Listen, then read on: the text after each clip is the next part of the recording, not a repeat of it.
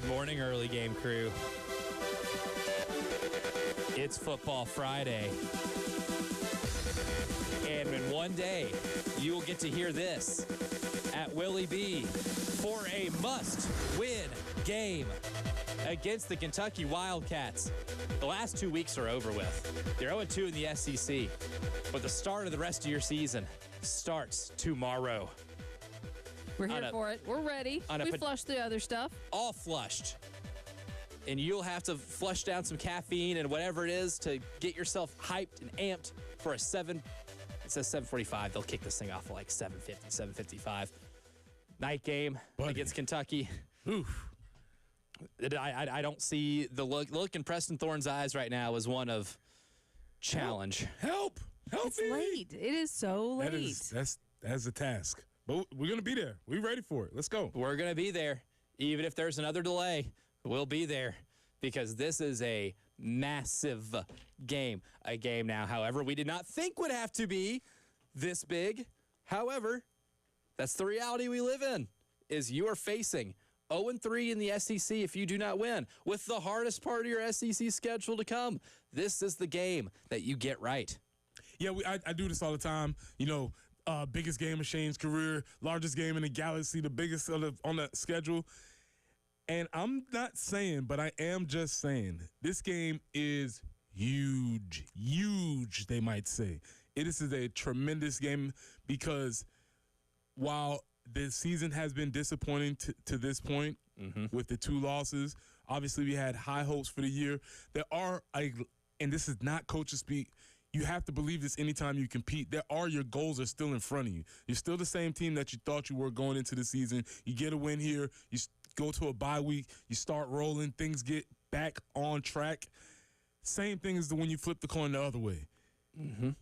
You lose this game going into a bye week, and it is festering. It is ugly. It is bad. Everybody's talking. The whispers, all that stuff is happening. So it's like the timing of this game was perfect because I do think it's a good get-back game, a good get-right game, but also looming right before a bye with the season sliding. You have to stop this. You have to stop it right here. And I will stress that, and I will emphasize it as we go throughout the week, as we go throughout the day. But this game is of utmost importance, maybe one of the most important games in Shane's career. You know what this game is? That's what this game is. You are in an apartment. Coming into the season, you thought you were going to be upper middle class of the SEC. That's a nice part of town. That's a nice apartment complex. You have some really nice neighbors. It's expensive. After losing to Vanderbilt, Missouri, that's like 2 months of not paying rent. Rent's due. And if you don't win this weekend, you're facing eviction. I mean, we already got evicted out of the top 25. Yeah. Get out. Already evicted out of the top 25. Now the middle class of the SEC, you are facing eviction. You lose this game, you are in that bottom tier of the league because Kentucky's a bottom tier team. Facts. I mean, and to be honest, this is the Elijah Campbell cooked bowl because you have been on the podium you've been standing on the street corners telling anybody with a loud horn, Kentucky is cooked. Kentucky is cooked. Changed my mind, and no one's been able to do so. I've watched Kentucky all week, and guess what? They've not been able to do? Convince me that they're any different than I thought they were. They are who you thought they were. I've been Denny Greening them for the entire season. Yes, they played Ole Miss relatively close. It wasn't as close as the score indicates, but especially considering I think Austin Simmons played abhorrent in that first quarter against Kentucky. And I think that Ole Miss just basically spotted them 10 points to start the game. But they looked really bad against Toledo. They looked whatever against Eastern Michigan. You gave up 300-plus passing yards to Eastern Michigan. And Noah Kim, a check his birth certificate type player. This should be a game where your passing offense really goes full Jim Morrison and sets the night on fire. You have to do it. And obviously that was not what we thought this offense was going to be, but it is what it is right now. Yeah. And so going into this game, this is the strength of this offense. They can get the ball up, they can get it out, and they can get it far. And that is one of the biggest weakness of Kentucky. We get into that all of that as we stated. But yeah, this is huge for various reasons. And you got to save the season with this game. It's a season saver. It's a season saver. It's a season ruiner. That's what this game is right here. Nobody expected the stakes to be this. We knew the stakes would be obviously high coming into Kentucky because we thought we might be saying, hey, we're going to be 4-0. We're going to be going into the bye week 5-0. Don't let this game be a trap game. Not a trap game. That's what it originally was supposed to be. It is a trap game, but we might get lost in the quicksand and pulled down if you lose this game, and it could be a potential season ruiner. And yes, it is that time of the season to say those types of things. It's not too early. Because we know what lies ahead. We know what lies ahead, and it's an incredibly difficult schedule. We've known that all offseason, was that October, November, we're going to be the buckle up. It's time to start playing some big boy football. It's one of those two, like you look at the weather forecast, like, at 6 o'clock, it's going to get bad. Well, it's 5:30 right now. It's about to get bad. And you cannot allow a game like this to really change the outlook of your season. Because, again, while the players in college football are getting older and older, they're still young men. They lose to Kentucky. They know what that means. And that could be demoralizing. Absolutely. I don't care how mentally tough of a football team you are. That can be demoralizing. A 3-game losing streak against the 3 teams on your SEC schedule that you came into the season with the most confidence of winning can be really demoralizing. Then you're looking down the barrel of an ugly season. Not just a disappointing but good season, but an ugly season. And so you said it's demoralizing for the players. How about the fans? More so. Because they're already demoralized enough. And this is like the final nail in the coffin.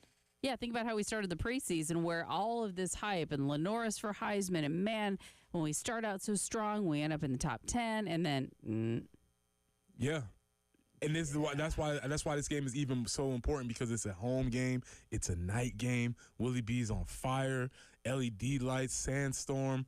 It's sold out. It'll be a really good crowd. This is the one. And to the fans' credit, they always show up. They always show up. You go out there and you lay a goose egg this game, and now you're having different conversations about the team, the fandom, all of that stuff. All of that to say, not to hide the lead, we should win this game. Oh, you're a better team. You are a better team, and I think that even adds more pressure to it, because you are a better team than this. And so when you go out there and win, it should cease conversation, get us to the bye, let us regroup. You lose this game, and now you have more serious questions. Oof. And you can't just come back and answer those questions with, we got to coach better, we got to be better. No, we need specific answers. We hope we don't get there. Mm-hmm. That being said, it is on the table. Yeah. I like looking at the flip side of it, like if you win this game. That's fine. I love it. If you win this game, I really don't care how you do it or how much by. You win this game, the regrouping part is big. And also you get kind of that, I don't want to say the pressure's off you because there's a lot of pressure moving forward, but you see one go in, right? Some of the greatest shooters in basketball will tell you they could start off 0 for 7. They see that first one go in, it's on. It's on. They're back. You get that feeling that you're back a little bit. Then proof of concept. Play. Yeah, you get that proof of concept. You play with a little more confidence. You're going to need to play with it in bunches when you go to Baton Rouge on October 11th. You're going to play with that in bunches when Oklahoma and Alabama come to town in the following weeks. You're going to have to play with that in bunches when you go travel to Oxford, to College Station. You are going to have every bit of confidence, because if you're demoralized going into those games, you will not only lose those games, you will lose them handily in a fashion that's hard to recover from.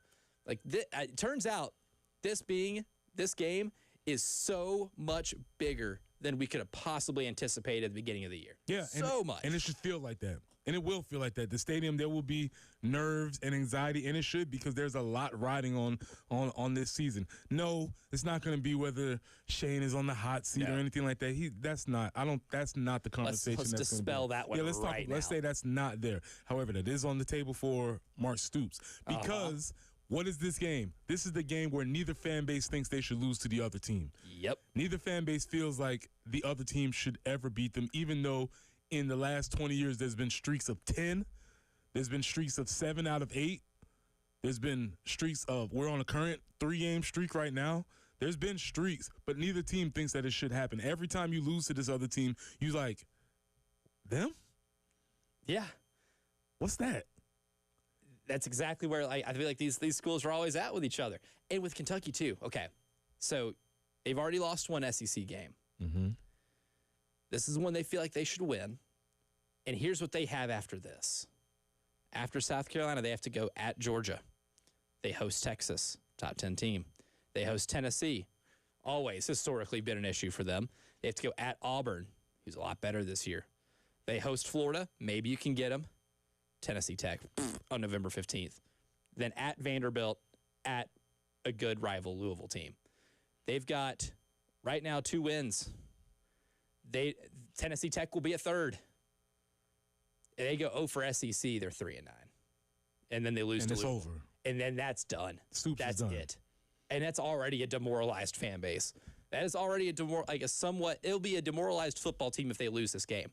There's desperation on both sides of this coin here. This is an all-out anxiety bowl. Tabbing it right now. Saturday, tomorrow night, Williams-Brice Stadium, anxiety bowl. No one's going to feel good until that final whistle. Mm-hmm.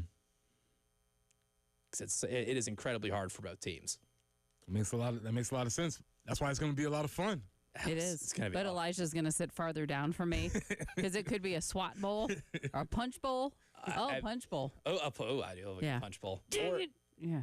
if it's a close game in the fourth quarter, it might be Elijah's windpipe is about to break bowl because Jen's just doing like the Homer Simpson to Bart Simpson thing. My eyes are popping out of my head. Yeah. A little challenging for me to be quiet sometimes, so I start swinging and striking.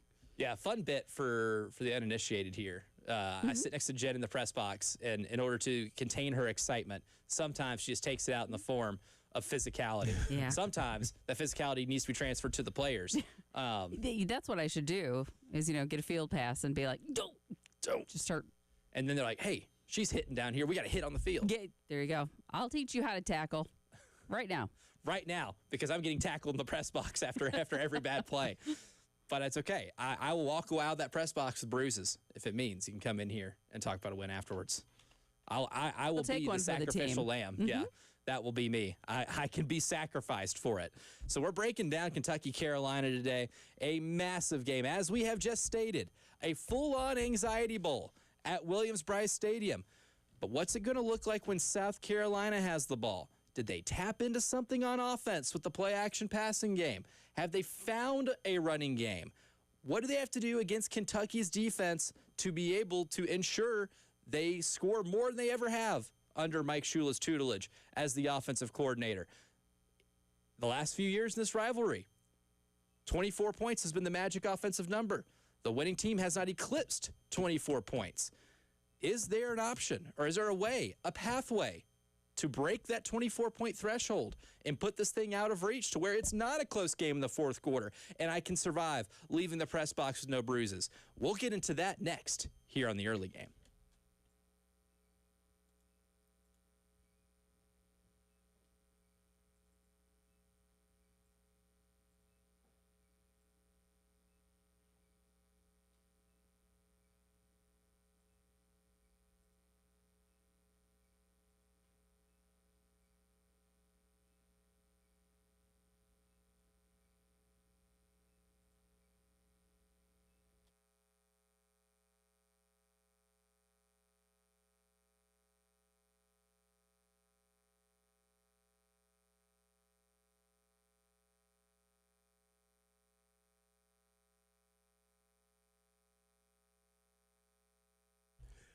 Football is back, and Underdog is the best place to make picks and win money all season long. And you can play right now in South Carolina.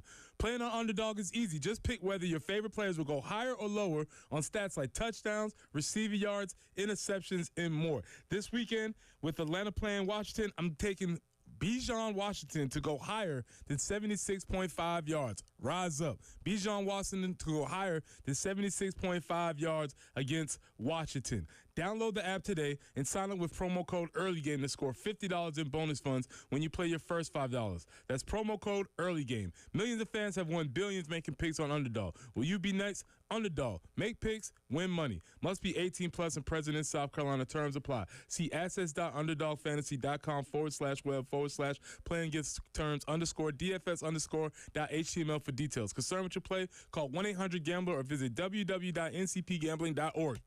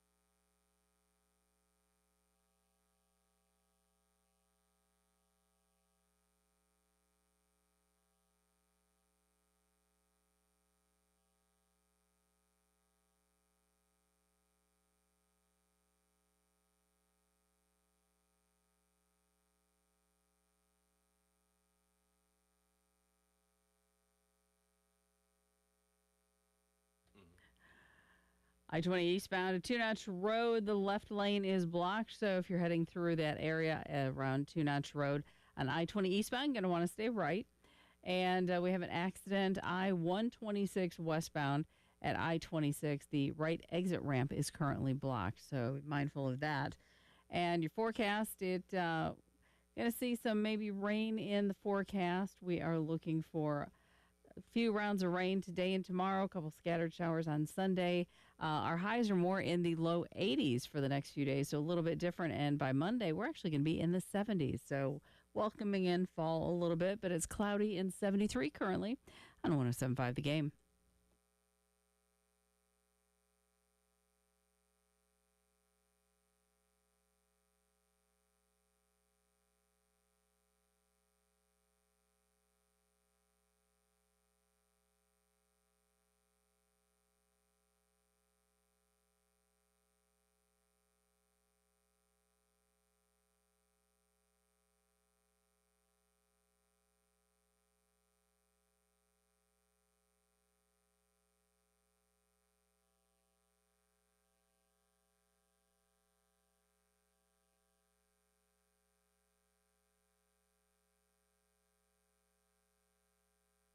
Carolina's got the football with 7:46 in the first quarter. Here's Sellers, wants to roll left. Got man wide open at the 6. Turning after the catch into the end zone. Touchdown, Carolina. Touchdown, Mazio Bennett Jr. Oh, my goodness, the first of his career.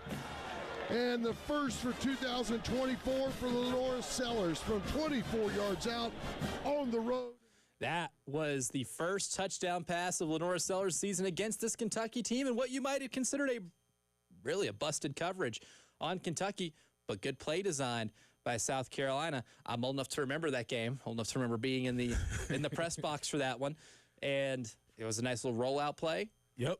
Josh Simon is a little bit of a flood concept. Yep. Josh Simon's going towards the sideline. Safety is terrified of Josh Simon catching the ball. Mazio Bennett ran what he described after the game as butt naked on that play. Yeah, that's right. Wide open and could have cartwheeled into the end zone. Booty butt naked. Yes. Yes. Yeah, and a couple things you said from that. Play design. It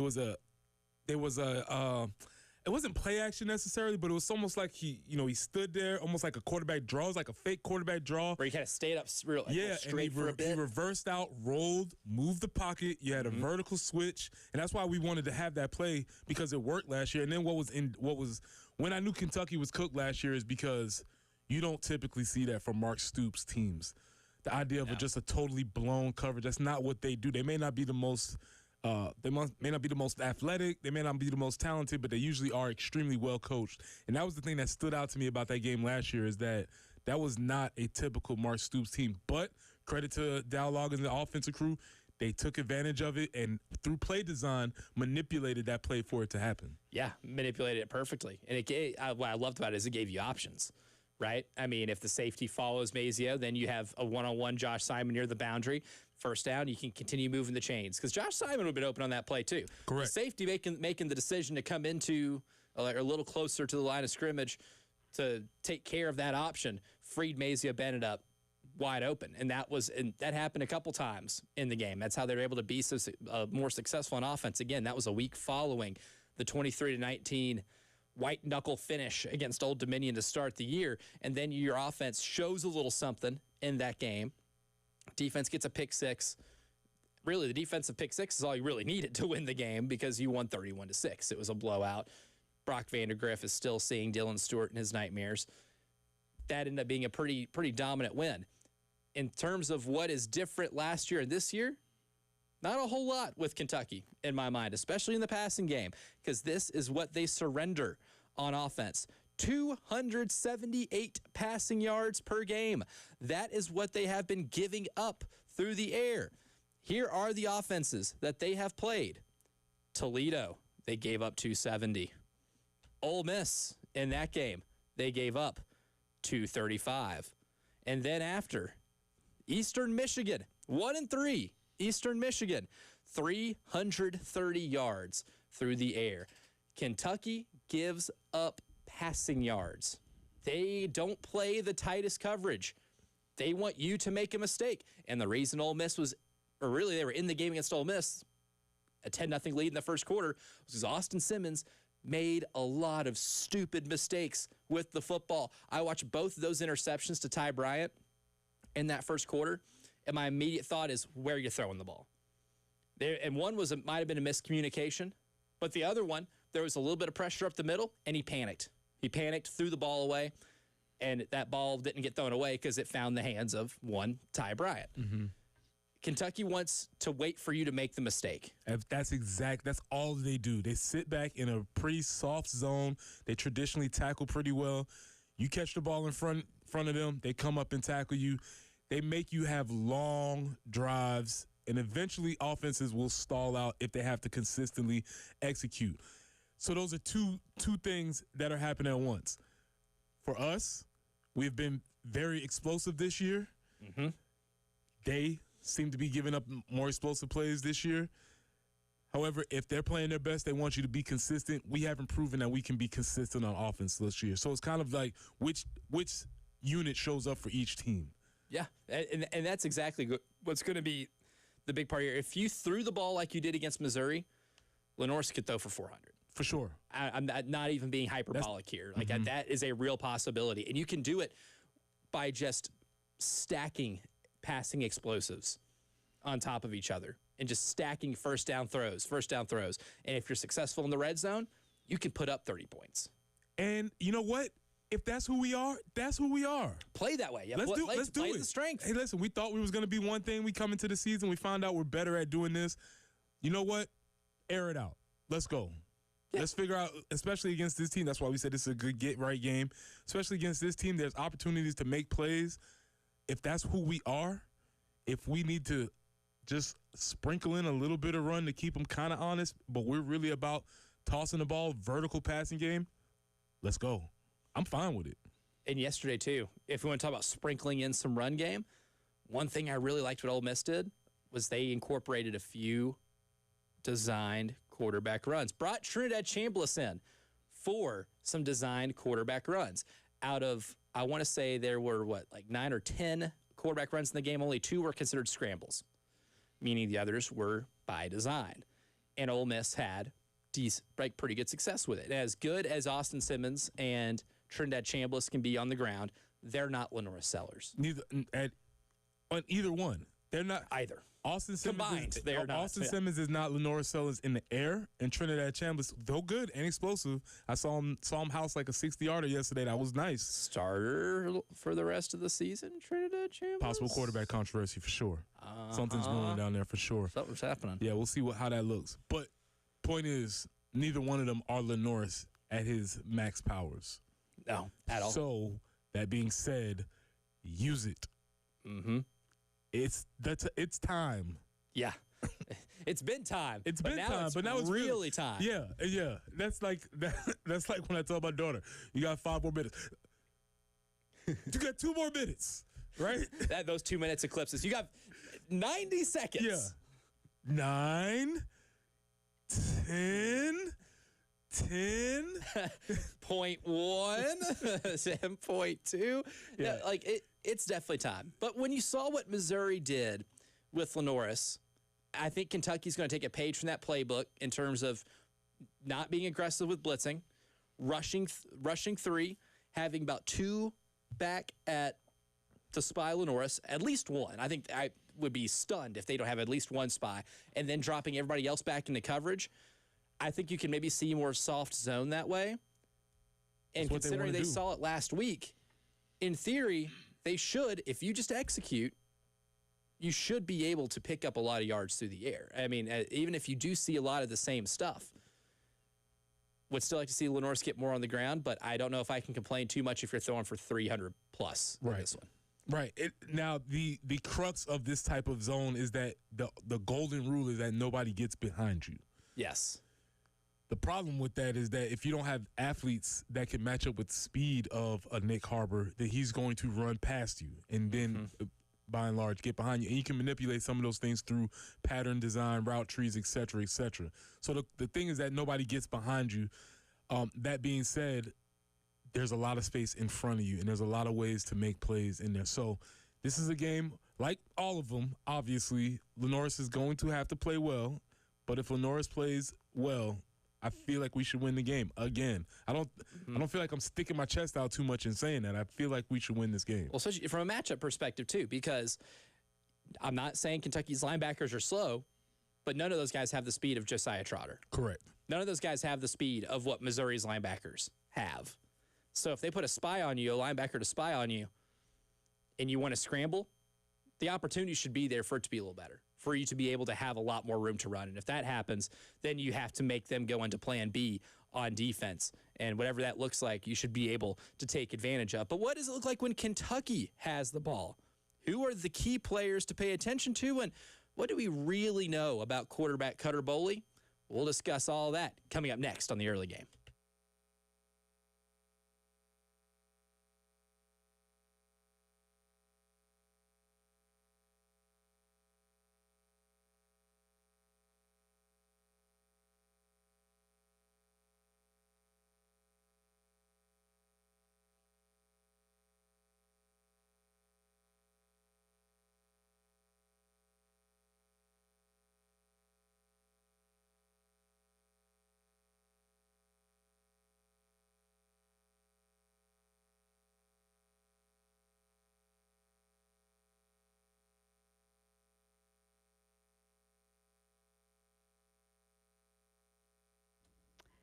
Hey, it's Jen Jensen. Discover the unparalleled quality and selection at Mill Street Flooring, your go-to destination for the finest luxury vinyl plank flooring in the Midlands. They're the exclusive distributor of Case Luxury Flooring, and they've got the wear levels between 12 and 28 mils for durability and style. Now, whether you're a contractor, a builder, an installer, doing a home improvement project, you're going to appreciate their factory direct prices and manufacturer warranties. And with samples available and the luxury vinyl plank in a wide array of patterns and colors, you're going to find the perfect flooring instantly. Choose from standard or wider planks to fit any space, any budget. No order is too big or too small. Visit millstreetflooring.com or call Joe at 803-424-8547 to arrange an appointment. They have locations in Lugoff and West Columbia. And now through October 31st, you can get $107.50 off an order of $1,000 or more. You know, at Mill Street Flooring, they say there's never a good reason to spend more than you have to.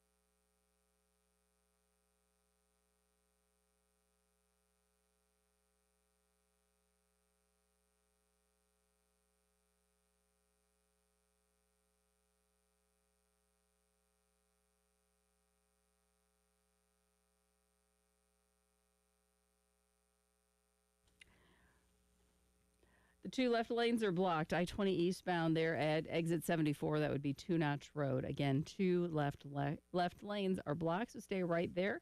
And I-126 westbound at I-26, the right exit ramp is blocked, so be mindful of that.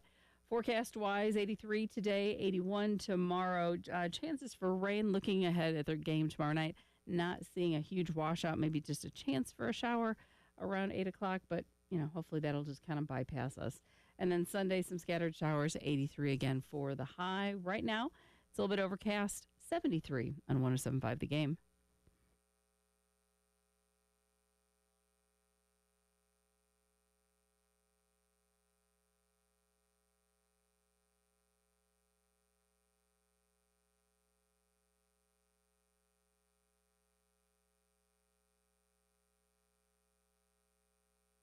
So when Kentucky has the ball, it's going to look a little different than it did last year. That's kind of been a theme for them, is they've been doing the rent-a-quarterback system from the transfer portal for the last few years. So, of course, we were going to see a different quarterback play at Williams-Brice Stadium than we would have the last few times Kentucky's been here, regardless. However, if we want to revisit the situation, Zach Calzada came in from Incarnate Word, U-Haul All-American, previously at Auburn, where he did not take a snap.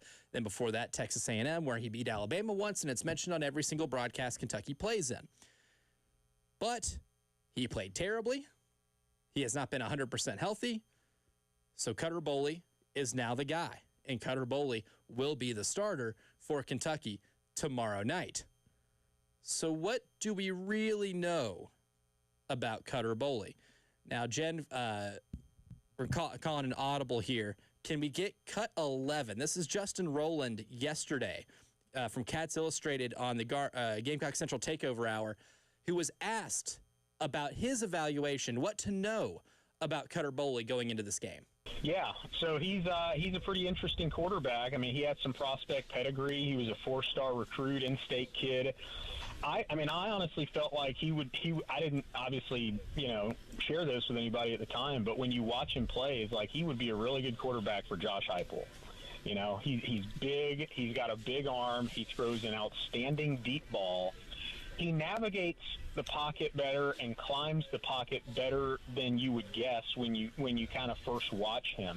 He gets the ball out pretty quick for a guy with such a big frame, but he has a couple of times maybe trusted his arm too much. You see a lazy throw to the opposite sideline that should be a pick six, or maybe he doesn't see somebody in zone coverage. And so this game for Cutter, we know he can hit the deep ball, but it's going to be about managing situations. As an inexperienced quarterback on the road, can he keep them in favorable down and distance situations and avoid the negative plays? That's what it's going to be about for Cutter. Now, there is kind of a duality to Cutter Boley.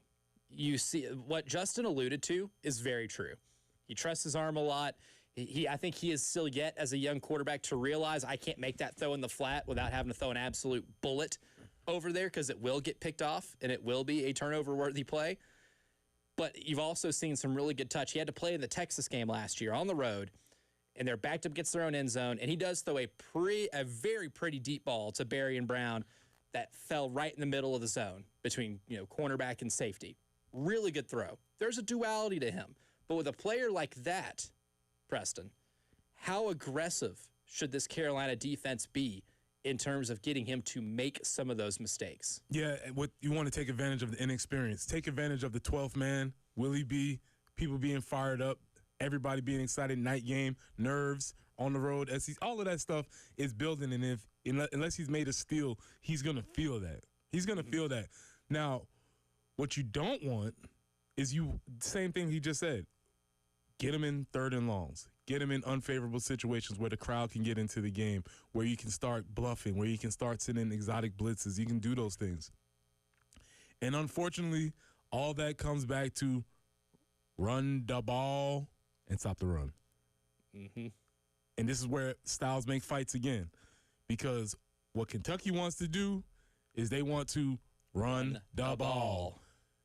And we have to prove that we can stop the run in order to take advantage of his inexperience.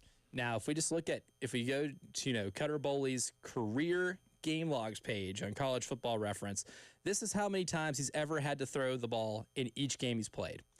At Florida last year, 6 times. Kentucky against, Murray State, 14 times. At Texas, 18. Louisville, 15. Ole Miss, 3. Eastern Michigan, a career-high 21. They don't want to air it out with him. They don't want to have to put the game and their fate in his hands. Not saying they don't trust him. That's not what Mark Stoops does. He wants to be able to run the ball. They're going to lean on that running game a lot to help him out and put him in non-pressure situations. I think what Justin hit on that clip too is pretty indicative of what we're going to try to see Kentucky do, and that's run the ball well enough on first and second down. So if you do have to put the ball in the air, it's a 3rd and 5 or a 3rd and 6. And again, back to styles make fights. Mark Stoops has no problem with a 3-yard run on first down. If anything, that's what he lives for. That's what he wants more than anything is a 3-yard gain on first down. That actually makes him feel a little tingly inside.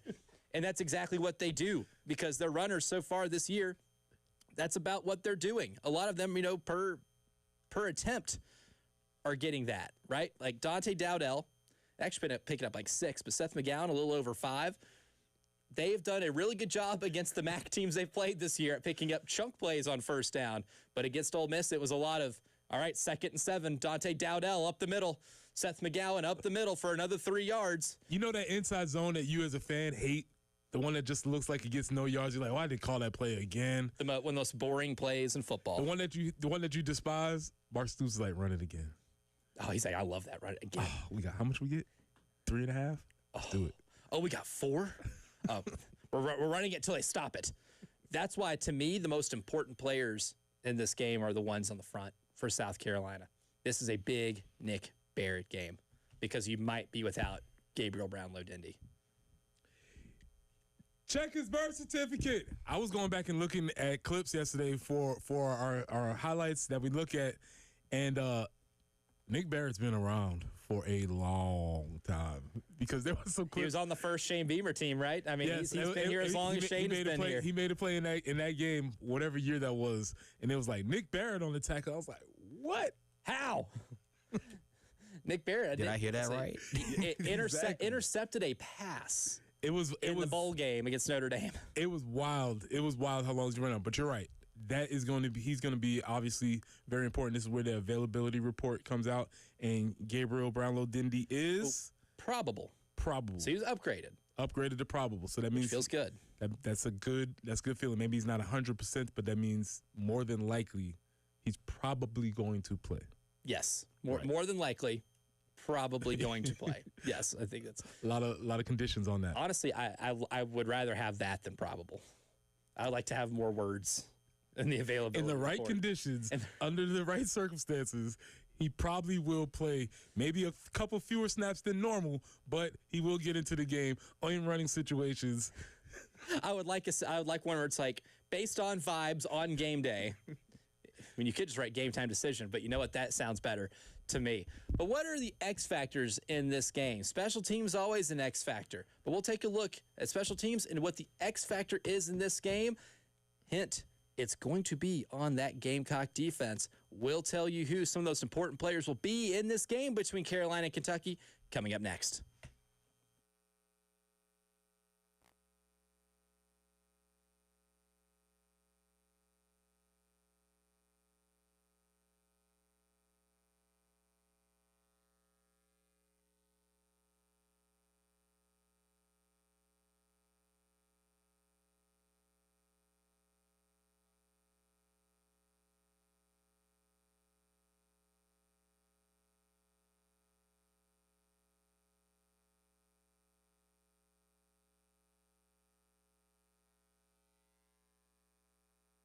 Preston here for our friends at Cato's Power Equipment. Cato's Power Equipment has been family-owned and serving the Midlands since 1983. That's over 40 years. And third-generation owner Ben Cato provides top-notch service, great deals, and the mom-and-pop values that you love.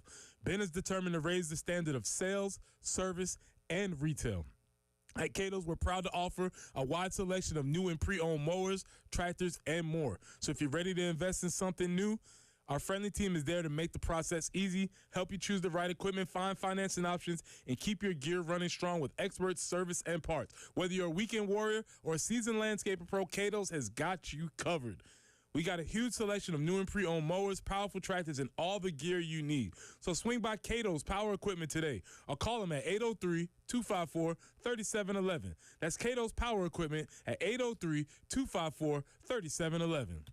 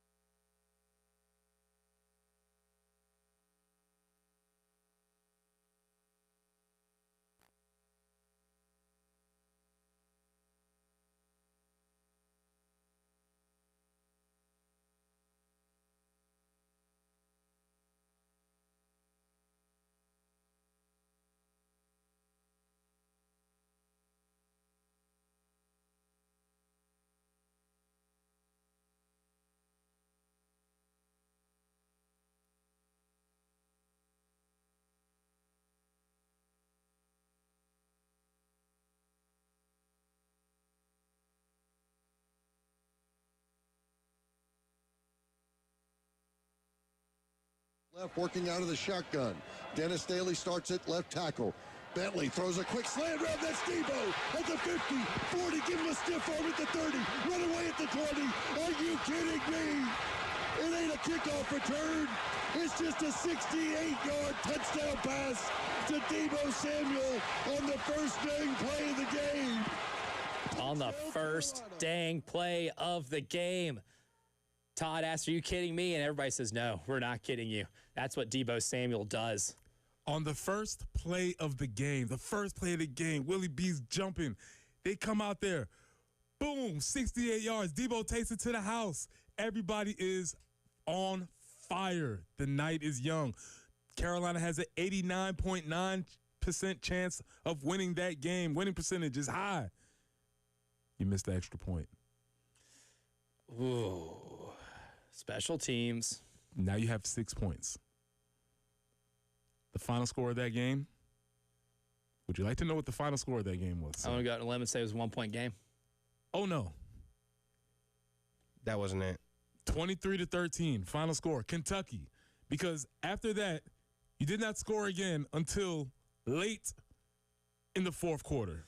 Ooh. You scored on the first play, and then after that, you went 2 whole quarters, almost 3 whole quarters without scoring. Final score 23-13. Winning percentage for that game, 89.9% at the end of the first quarter, 50% at the end of the second quarter. Flipped 78.5% Kentucky in the third quarter, and then 88% win percentage for Kentucky. I say all that to say my X factor is Willie B, because I was there that night. And the people were excited. They were electric. They were ready to go. It was a night game. All the stuff was happening. Scored on the first play from scrimmage. People were ready to go. And then you laid an egg for the rest of that game. And I would position that was the game where we said, Will Muschamp is cooked.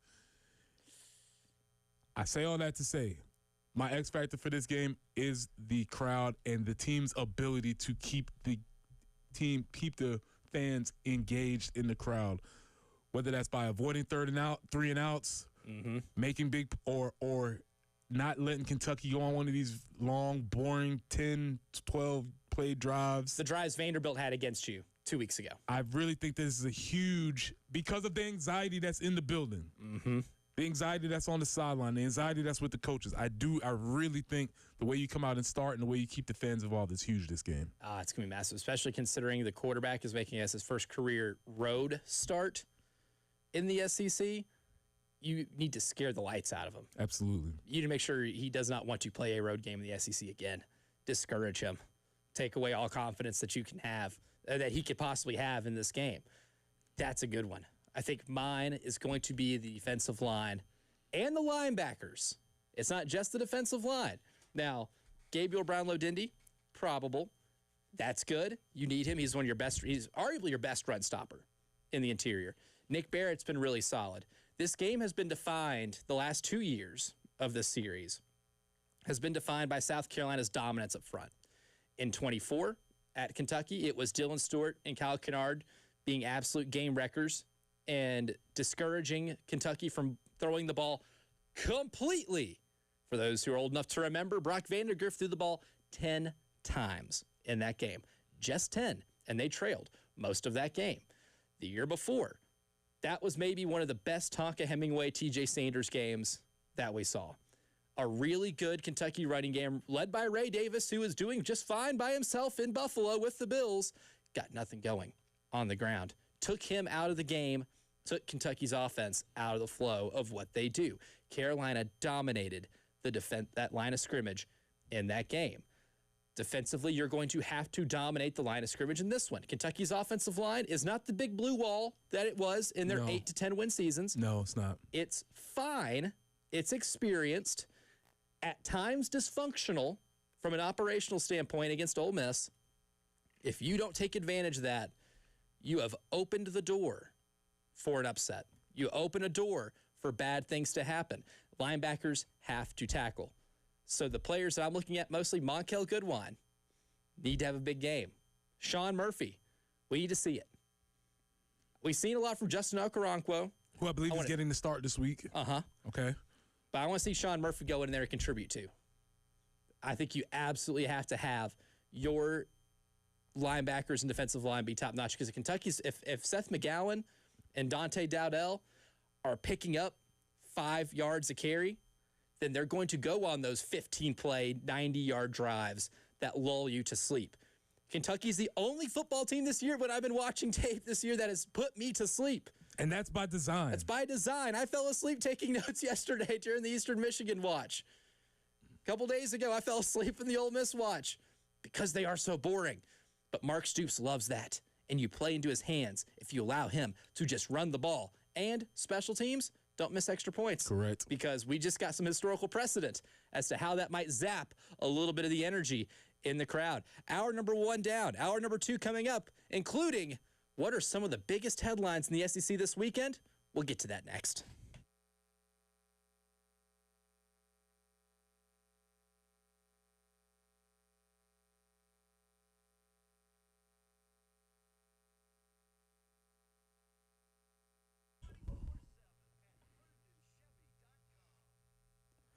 Football is back, and Underdog is the best place to make picks and win money all season long, and you can play right now in South Carolina. Playing Underdog is easy. Just pick whether your favorite players will go higher or lower on stats like touchdowns, receiving yards, interceptions, and more. This week, I'm looking at Bijan Robinson to go higher than 76.5 rushing yards. Rise up. Download the app today and sign up with promo code EARLYGAME to score $50 in bonus funds when you play your first $5. That's promo code EARLYGAME. Millions of fans have already won billions making picks on Underdog. Will you be next? Underdog. Make picks, win money. Must be 18 plus and present in South Carolina. Terms apply. See assets.underdogfantasy.com/web/play and get terms_DFS _.html for details. Concerned with your play? Call 1-800-GAMBLER or visit www.ncpgambling.org.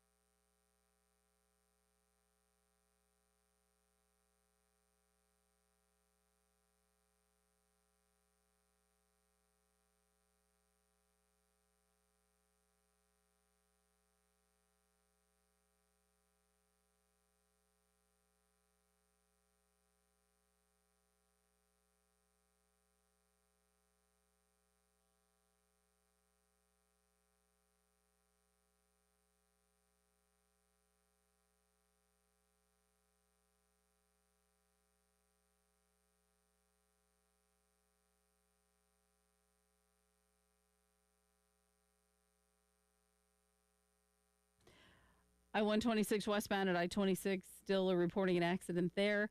And I-20 eastbound at Two Notch Road, starting to get things cleaned up in that area.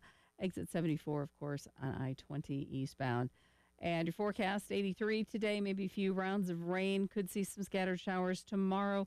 It does not look like it's going to be a washout for tailgating, nor the game. We'll just have to kind of keep our eye to the sky. 81 for the high, and then 83 with a few scattered showers on Sunday. It's overcast and 73 currently on 107.5 The Game.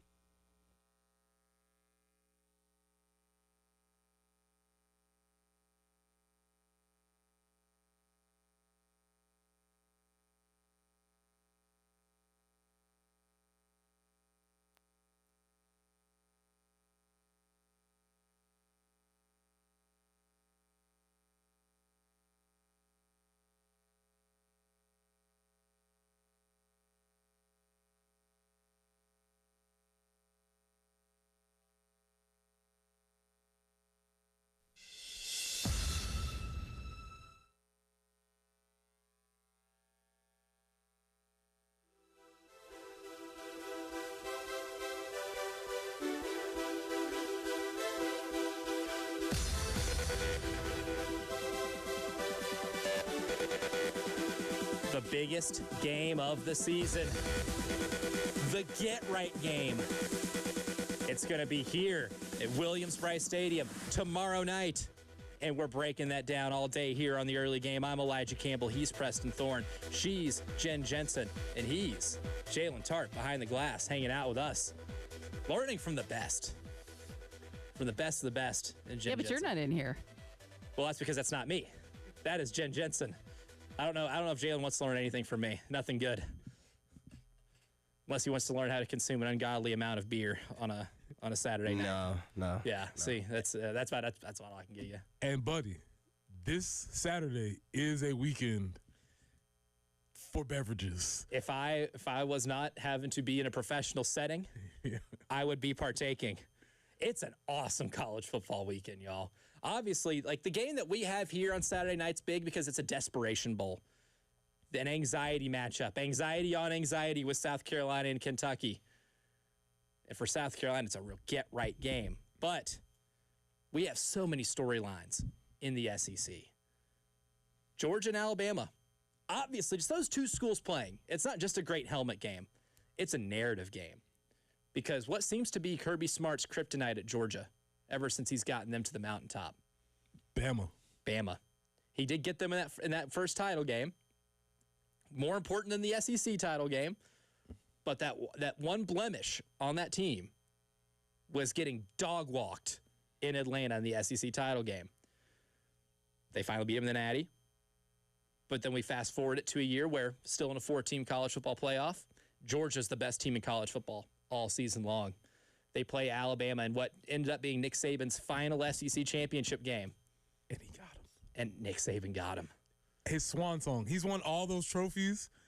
That might have been his masterpiece. It Yes. was. That To was- me, it was. That was like the masterpiece. Like he's won all of those trophies and that's all great, but that particular game, it was like the old man still got it. Was that his magnum opus? I think so. You will. I really do believe it. Considering they got beaten up at home against Texas, which ended up being a playoff team, looking like poo against South Florida on the road in a monsoon game, That's right. That's looking right. bad, and everybody was like, oh, he's lost his fastball. Nick Saban's lost it, only for them to end up winning the SEC and beating Kirby Smart once again. And then we fast forward to 2024, where Alabama goes up 28. Georgia spots them 28 points in the first half, makes a miracle comeback, but then, of course, the Ryan Williams game happened. That was the welcome to college football moment for Ryan. It was, and he has not experienced heights the same ever since. He has seemingly fallen off the face of the earth for a lot of games after that. True. Did play well against Wisconsin, but does Ryan Williams get back to what he was in last year's Georgia game? Can Kirby Smart beat Alabama? There's a lot on the line in that game, especially from a narrative perspective, because if Alabama goes in there and wins at Georgia, all the stuff we heard about Kalen DeBoer after the Florida State game goes away a little bit. Maybe not completely, but goes away a little bit. Yeah, he can walk back into Tuscaloosa and kind of show his face again. Puff his chest out. Right, he can go back to the grocery store. His kids can go to school again, all of that type of stuff, if he wins that particular game. You lose that game, and people have more questions. Can't get it done. Can't get it done. Saban would have got it done. Blah, blah, blah, blah, blah. All of those things type happen. And again, with Kirby, 1-6. When is a thing a thing? It's a thing. And it's especially a thing if he doesn't beat them this year, especially considering this Georgia defense looks a little more vulnerable than it has the past few years. I feel like it took a step back last year in terms of just being dominant. Like the two national title teams, you were not running the ball on Georgia. You were not throwing the ball on Georgia. You weren't doing anything on that defense. Last year, teams were a little more successful. And then just a couple weeks ago at Neyland Stadium, yes, it's a Josh Heupel offense.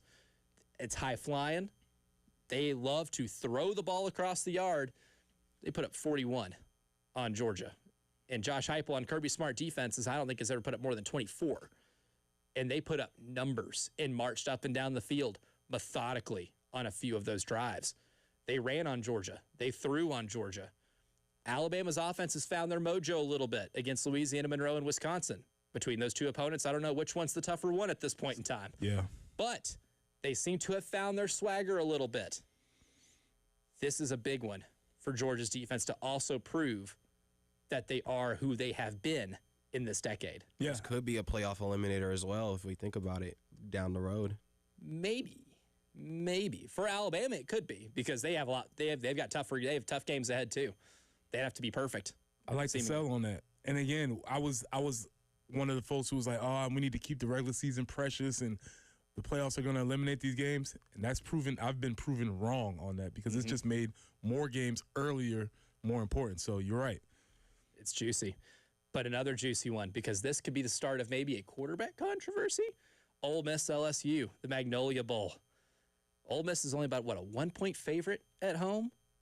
This is about as tightly contested as it's going to be because LSU's offense is going to need fixing. You're not a 50-point performance against Southeast Louisiana will not convince me that they're back to where they should be. The offense didn't look its best against Clemson, but you could say, okay, yeah, Clemson's defense, whatever. Well, that didn't stop Syracuse from scoring a lot of points on Clemson. They didn't stop Georgia Tech from running the ball all over the place on them. So then LSU has, looks a little different.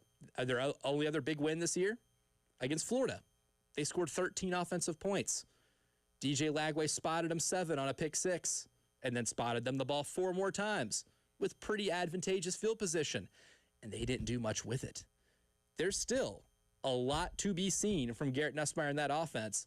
They might have to win a slugfest game. Or if Trinidad Chambliss comes in there and lights it up like he has been the last couple times he's played, it can get pretty interesting for Brian Kelly down there in Oxford, where the last time they went, they did get beat. That is a great on-field analysis, but the more interesting story is the off-the-field hard launch of Lane Kiffin's daughter dating the middle linebacker from LSU. What arguably the best player on that defense, him and Harold Perkins. I'll accept either answer. What a great story. On the hard launching at the week of the game. I don't know what's happening here. Is this espionage? Is she trying to sabotage her father? Is it espionage against LSU? This is college football. I would love to know what the family discussions have been like. Probably not speaking at all. I was going to say, is there any words being spoken at all in this regard? I don't trust LSU on the road. For them to only score averaging 20 points against great quality teams, and then you beat up a Southeastern Louisiana team scoring 53. I'm not buying them. They scored 23 against Louisiana Tech, too. I mean, But for you to get 5 takeaways against Florida and not score on those tells the story for me. Can we 1 touchdown? This is it's a prove-it game for them on that side of the ball. And defensively, this is going to be a prove-it game again for that defense, which has looked really good. I will say Blake Baker has done a really good job with that LSU defense because it feels like they finally utilized Harold Perkins the way you should utilize a guy who's one of the best athletes in the SEC.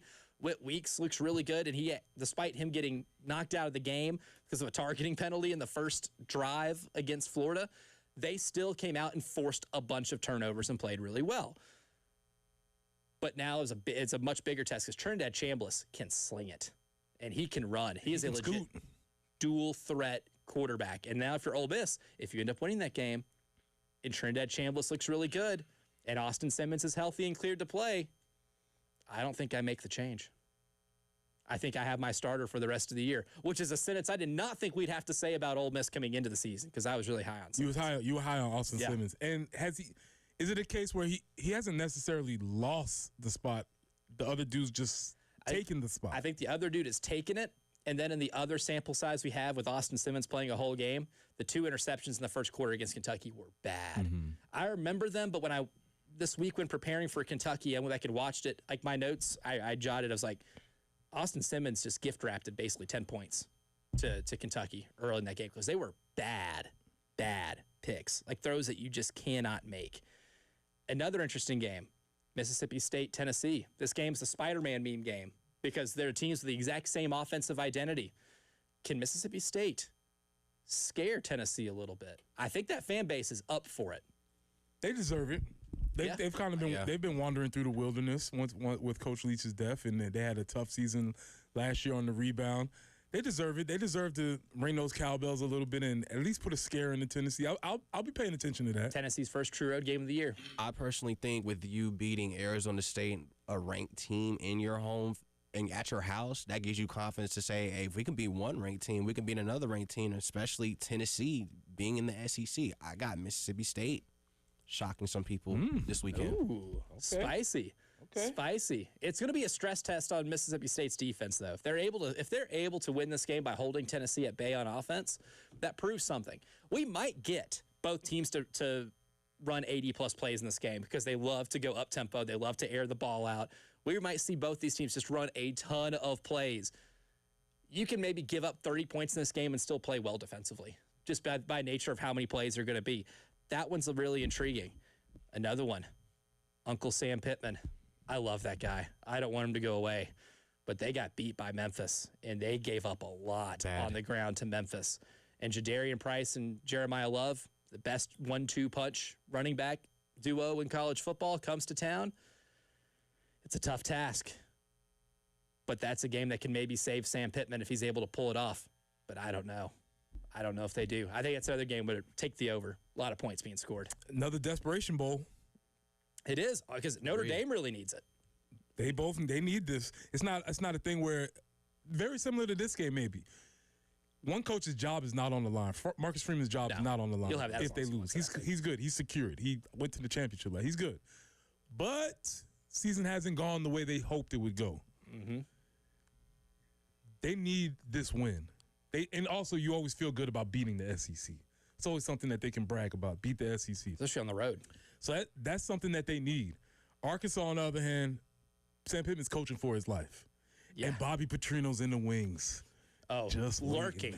Lurking. That's the only way I think I could describe Bobby Petrino in this situation. Lurking. Frothing at the mouth, right? He would like nothing more than to be the interim head coach. They fire Sam Pittman. They ask him, hey, Bobby, we just fired Sam. What are your thoughts on taking? Yes. Twist my arm. Like he wants that. But I see a pathway for Arkansas to win the game. I don't think it's completely hopeless because I don't think either team's going to be able to stop another because this Notre Dame defense did give up 30 to a Purdue offense that isn't necessarily lighting the world on fire. Now, they do get Leonard Moore back, who's one of the best defensive backs in college football. Taylon Green does like to throw interceptions. That's my guy, but Taylon Green will throw some picks.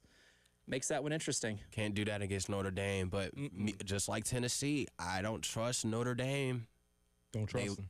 They were in a slugfest against Texas A&M. It might be the same thing against Arkansas. I will say Texas A&M pretty good, though. But we'll see how good Texas A&M really is because Auburn comes to town, a game that if you're favored to win at home, you should win. Auburn's secondary could be a little suspect. Marcel Reed has a cannon for an arm. This is a game that Texas A&M historically has lost. But you're not buying Jackson Arnold, are you? No. Okay. Me neither. All right. Sacked 10 times on Saturday. I'm not willing to bet half of those. So you would call them coverage sacks, but I call it holding on to the ball for way too damn long sacks. There were a couple times where Jackson Arnold had a clean pocket for 3 or 4 seconds. That's the decision-making time. Seconds 5, 6, 7 is I'm about to get sacked time because the offensive line can only hold up for so long. And Jackson Arnold held on to the ball way too long. And at some point, you have to say, like, you know what? Run for your life. Run for your life. Or, hey, Cam Coleman's down there somewhere. He's one of the best receivers in college football. That's a narrative breaker for Auburn and for A&M because, again, A&M's in the top 10 now. What do they normally do when they get in the top 10? Drop a game against a team that's unranked, but they're favored to beat. So if we're looking for narrative breakers, I think that's a potential narrative breaker for both teams, for whoever ends up winning that game. That's what we got going on this weekend. But for the early morning meeting, it's time to tell you the availability report for this weekend. South Carolina and Kentucky both have only one more availability report to give out, and a couple of Gamecock players have been ruled out. What does that mean? We'll do that, and we will hear from Shane Beamer from Carolina Calls. He shared some stuff. He'll share some stuff with us this morning in the morning meeting coming up next.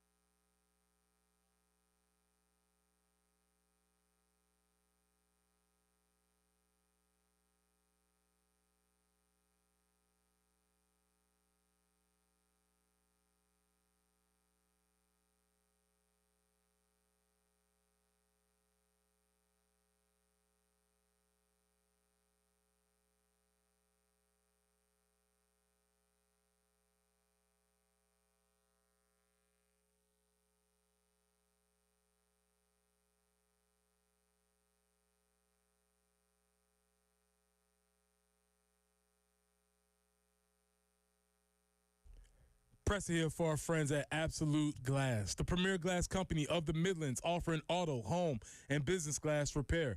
So if your glass is damaged, shattered, cracked, or broken, they can handle the job. If it's a cracked windshield, that's no problem. They'll come out to your location and they'll replace it for you, usually for free, and they'll work directly with the insurance to take away the headache. That's right. They'll come out to wherever you are. School, home, work, it does not matter. Absolute Glass will come out to you and take care of the job for you. Now, if you're at home, you're looking to increase the value of your home, you can do that with new windows or mirrors. And Absolute Glass will take care of that for you too. Windows, mirrors, shower enclosures. Say it all the time. If you can see through it, Ray and Marianne at Absolute Glass can do it. So check them out online at AbsoluteGlassInc.com. That's online at AbsoluteGlassInc.com.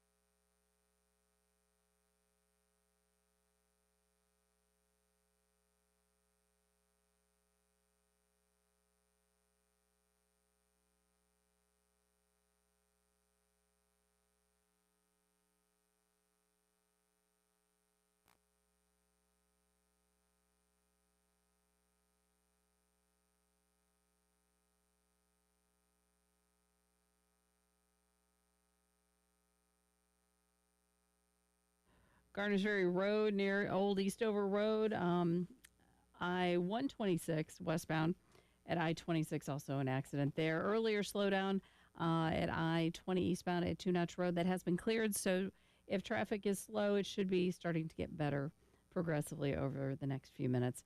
83 with some rounds of rain today. 81 tomorrow. Again, a few chances for rain showers. It's not looking like any kind of a washout for tailgating nor the game. Fingers crossed. Sunday, some scattered showers, 83 for the high before we drop into the 70s for next week. But 73 with some clouds right now.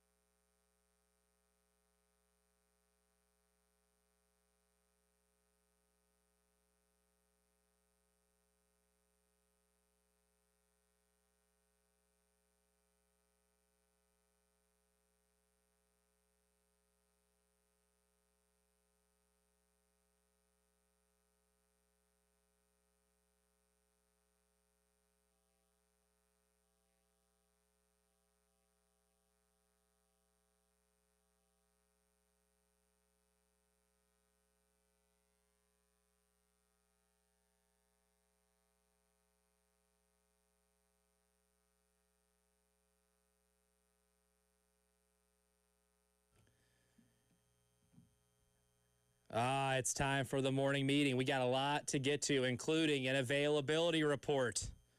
Hearing from Coach Shane Beamer at Carolina Calls last night, he will be our unofficial guest here for the meeting.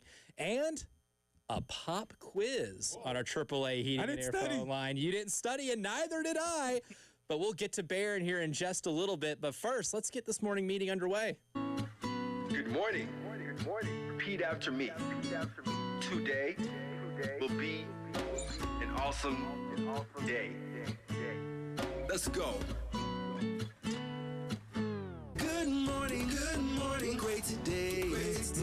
Today will be an awesome day. Football Friday. Good morning, great today.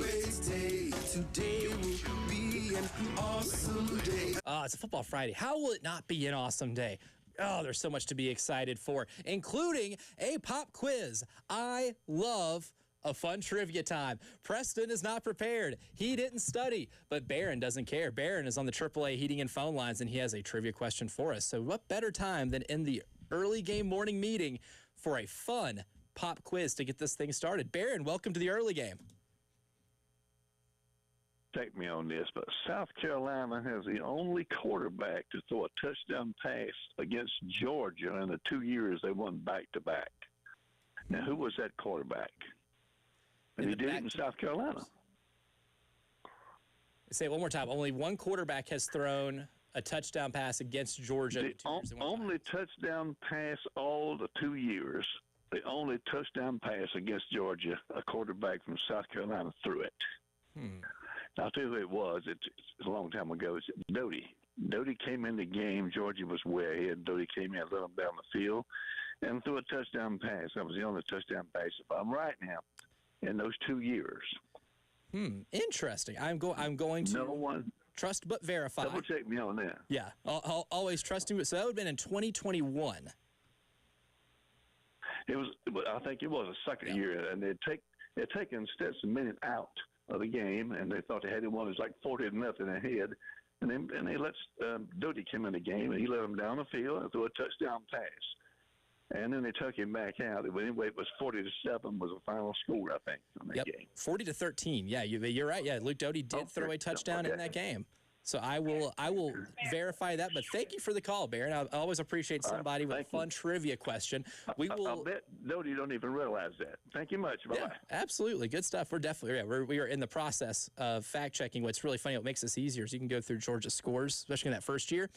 There weren't a lot of touchdowns to have to verify. Not at all. They did not give up scores at all that season. But now it's time for the availability report. Who is in, who is out, who is doubtful, who is probable? For South Carolina, officially ruled out Nolan Hay, Kason Henry. Two starters on the offensive line who started the Missouri game. A little bit of cause for concern. Yeah, that's disappointing, obviously. And again, I keep saying this, and I will re-emphasize this. If you would have told me last year that one of our biggest issues would have been Kason Henry is not playing for this year, I would have been like, thank you. That's great. Because he was not good last year. However, this year, through development and through hard work, he has been the best offensive line, consistently graded out, highest amongst them. So that is a huge loss for the squad this year. Already, in terms of our trivia question earlier, Will Levis did throw for 2 touchdowns that same year. So not many quarterbacks did, but Luke Doty, one of the few. But now back to the availability report. Doubtful for tomorrow's game, defensive back Buddy Mack. Buddy Mack the third, to be exact, the third iteration of Buddy Mack.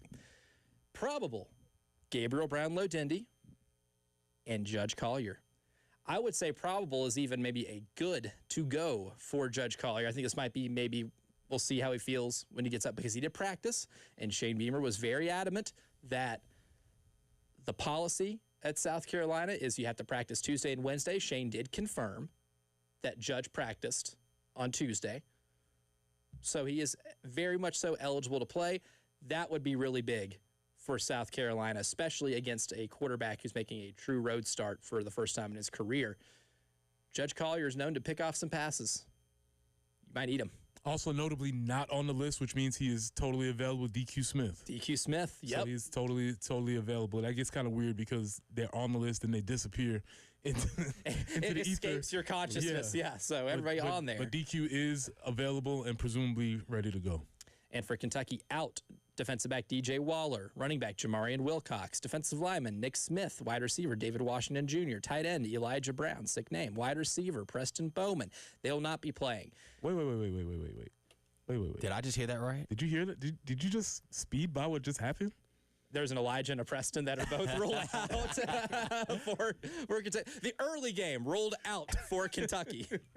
We are a Jen and a Jalen away from really pulling off the trifecta there. Questionable for Kentucky. Zach Calzada, Abba Selm. With the Zach Calzada, is that kind of to protect him? Can we just say so. he's questionable so that gives us a little bit of a wiggle room to bench him? The questionable could be injury related and playing related because the playing has been very questionable. Is he QB2? I think so. Assumption? I think in that room they have it under the assumption he's QB2.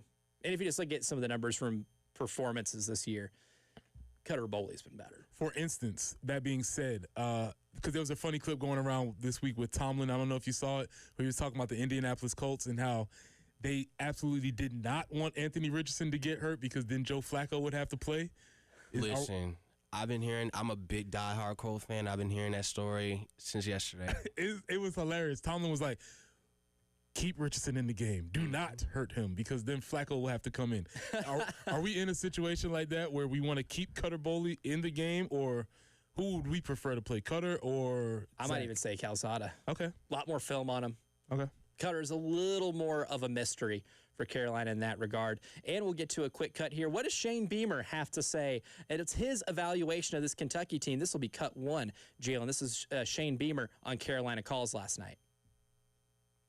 Yeah, athletic. They didn't have the season they wanted last year, but I think they're better. I know they're better than they were last year. They're more athletic. They have their system that they run on defense, and they have their system that they do on offense, and they're tough and they're physical and they don't beat themselves. And this year's no different. But you look at them; it's a veteran secondary. They've added. They lost a lot of pieces up front on the defensive line, but they've replaced them with quality guys in the portal. They're big on the offensive line. They're starting a redshirt freshman quarterback that's really talented, and then they're better. Everybody talks about some of the receivers they lost. They've got a really good receiving core, really good tight end core, and a running back that I was with at Oklahoma. That's really going to be a problem for a lot of teams in this league. Check his birth certificate. Seth McGowan playing college football on and off for a long time. What year? This is Shane's what year? Year 5. This is year 5 for Foof. Shane. Year 5, and he was at Shane's last coaching stop. Wow. Been playing college football a long time. Shane Beamer touched on something there. He says they run their system. But what does that system look like? Well, that's where Professor P comes in. He's going to break down the Mark Stoops coaching system next on the early game.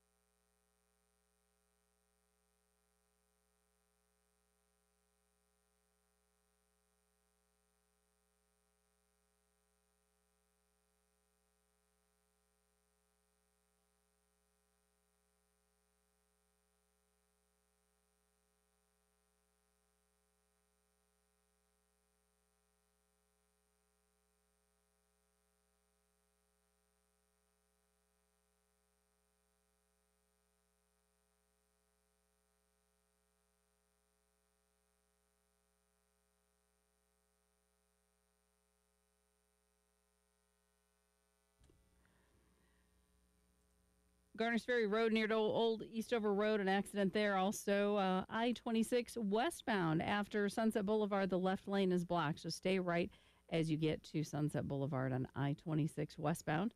I-126 westbound at I-26, the right exit ramp is blocked. Kittiwake at Highway 1, you'll find an accident and one more to make you aware of, and that's Longtown Road at Killian Road. And then forecast, we're looking for a high today of about 83. Could see a few showers, a couple showers possible tomorrow. 81 for the high, 83 on Sunday. More rain in the forecast. 73 right now.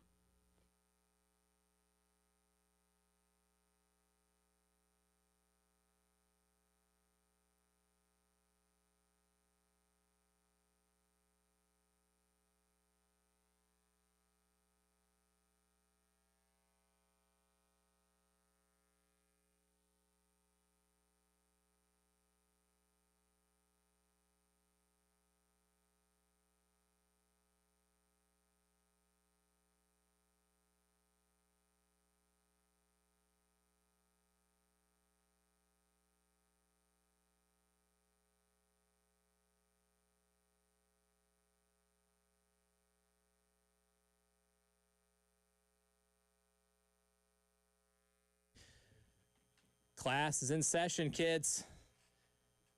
It's time for Professor P, but to introduce the topic at hand for Professor P, Jalen, could we get that cut one once again of Shane Beamer talking about his assessment of this Kentucky team, because he says something that you need to hear. Yeah, athletic. They're they didn't have the season they wanted last year, but I think they're better. I know they're better than they were last year. They're more athletic. They have their system that they run on defense, and they have their system that they do on offense, and they're tough and they're physical and they don't beat themselves. And this year's no different. You said it right there. What were the magic words there, Preston Thorne? The magic words of that was they run their system, and they run their system on offense, and they run their system on defense. And with that being said, let's get class started. It's the sport of kings, better than diamond rings. Football, Wildcats. Football, Wildcats. Football, Wildcats. Football. That's right. They run their system on offense, and they run their system on defense. And their system is boring. That is the system. The system is to be as boring as possible. And we'll get a sleepy time bear at the end of this game. Mark Stoops' teams are boring on offense. They are boring on defense. And when you put that combination together, you win 9 games every year for a while when they were cooking. Wow. Which at Kentucky is akin to winning 11 anywhere else. Here's what they do. On offense, they're going to run a very simplified offense. They're going to try to run the ball frequently. They are going to attack the inside of your interior.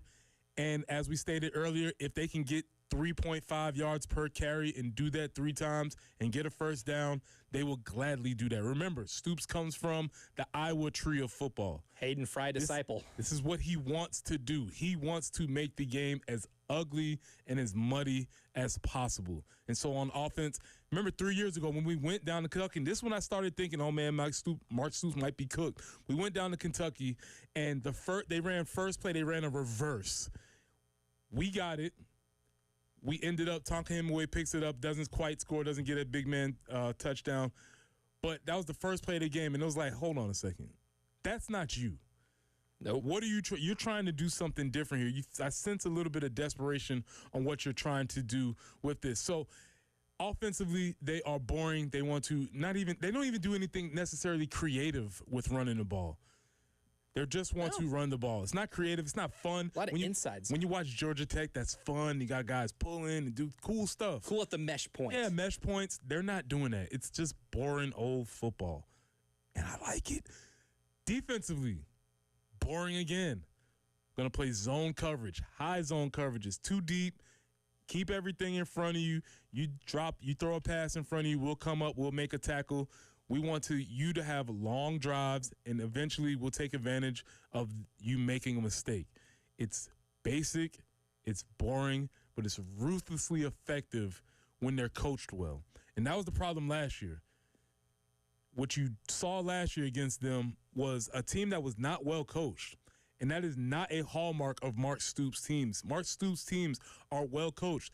And that's why also Shane said that they're more athletic, because what happens with Mark Stoops' teams is they'll be fundamentally sound, they'll be boring, they'll be lunch pail guys, hard hat, all of that stuff. But eventually they'll get an athlete. They'll get Benny Schnell. They'll get Lynn Bowden. And then all of a sudden that boring offense, now all of a sudden after they break you down enough, explosive offense. Because they've broken your will. We remember the Lynn Bowden game. Benny Schnell had a great game against us, right? That's what they tend to do. Same thing on defense. Fundamental, boring, basic football, but all of a sudden you add a Deion Walker in the middle. Or Josh Allen. You add a Josh Allen rushing the quarterback, the other Josh Allen. Yeah, not that Josh Allen. It's the other. Well, yeah, you get it. Yeah. You add him rushing the quarterback, and now all of a sudden his defense is unstoppable. Terrifying. And so that is the whole game plan of the Mark Stoops era, Mark Stoops ball. I love it. Again, if you follow me, this is right down my alley. You're such a sicko. This is what I love. You're such a this sicko. This is my style, right? He's right down. He's the guy that I have my eyes on when I'm watching teams play, because they traditionally have played a very hard hat style of ball. And this will be no different. Think about the over-under for this game, 46.5. By design. That's not an accident. Every year I tweet out the same tweet, and I probably will tweet it out again this Saturday at halftime. It consists of Mark Stoops dressed as the Winnie the Pooh bear when he has on the tuxedo. Is that the smug look on his face too? And it's just Mark Stoops going into a 13-10 halftime, feeling great. Has never been more himself. It has never been more in his element than it is in a 13-10 football game. This is a black tie affair for me. This is what I dream. This is what he dreams of. So it'll probably be that. It'll probably be like 10-6, something going into halftime. I believe it was 10-6 going into halftime last year. It's what it is every year with Mark Stoops. It's what he loves to do. That being said, once you get him in this situation, it's who's going to outlast, and who's going to be built for toughness in these types of games. Winning the line of scrimmage is massive. Kentucky does have some dudes on the defensive line. It's a big test for Carolina's offensive line, especially knowing what we know now with Nolan Hay being out, Case and Henry being out. There's going to have to be some shuffling being done on that offensive line. Can you just be good enough to make it to where there is minimal damage on that front? On the other front, Kentucky's offensive line. After watching them, I have come to the conclusion they're all right. It's not the big blue wall like they've had in their 10-win years or their 8-win years, the years where Kentucky does have a couple of dudes at skill positions that really make the difference, like you mentioned, your Lynn Bowdens, Benny Snells. Those guys ended up elevating what the offense was, but what Kentucky has done so well is they always have usually, until the last couple of years, a higher floor, right? Because that offensive line was so good. It's not that this year, but it's also not atrocious. Usually, whether it be Calzada or Boley, decent pockets to throw from. The running backs, McGowan, Dowdell, I've noticed some holes to run through, but it's not like they're just completely dominating the line of scrimmage and just moving guys all over the place. They're an okay offensive line, a very gettable one. However, if you let Kentucky win at the line of scrimmage, that is when they do exactly what Mark Stoops wants to do, and they're picking up 4 or 5 yards on every single carry. They're slowly moving the ball up and down the field. They get to a 3rd and 1, and they just get that 1.5 yards that they need as opposed to maybe a couple yards. They can death by paper cut you because that's what he wants to do. And while the team isn't built the same way it has been in the past, it's still built in a way that can get you if you are not executing the way you should be in this game. And that's his DNA. That's what he wants to do. And I think it's important to note that when you're watching that as a fan, because it can get frustrating as a fan for another 3rd down conversion or another third. It would not surprise me if you have a Kentucky drive summary, 10 plays, 55 yards, 3 points. Field goal. And they're celebrating. And they're like, this is great. I will say my score prediction for this game does account for a lot of Kentucky field goals. Right on par for what they want to do. And that's also why tackling is so big in this game. Correct. You were so bad the last 2 weeks in tackling that you have to show you can get it right for the rest of the season, but you need to get it right now because if you don't win tomorrow, then scare your times lie ahead. What other games, though, will be on Preston Thorne's mind? We'll all be watching Carolina, Kentucky on Saturday night, but it's pick or click for this weekend's edition of College Football Games. That's next.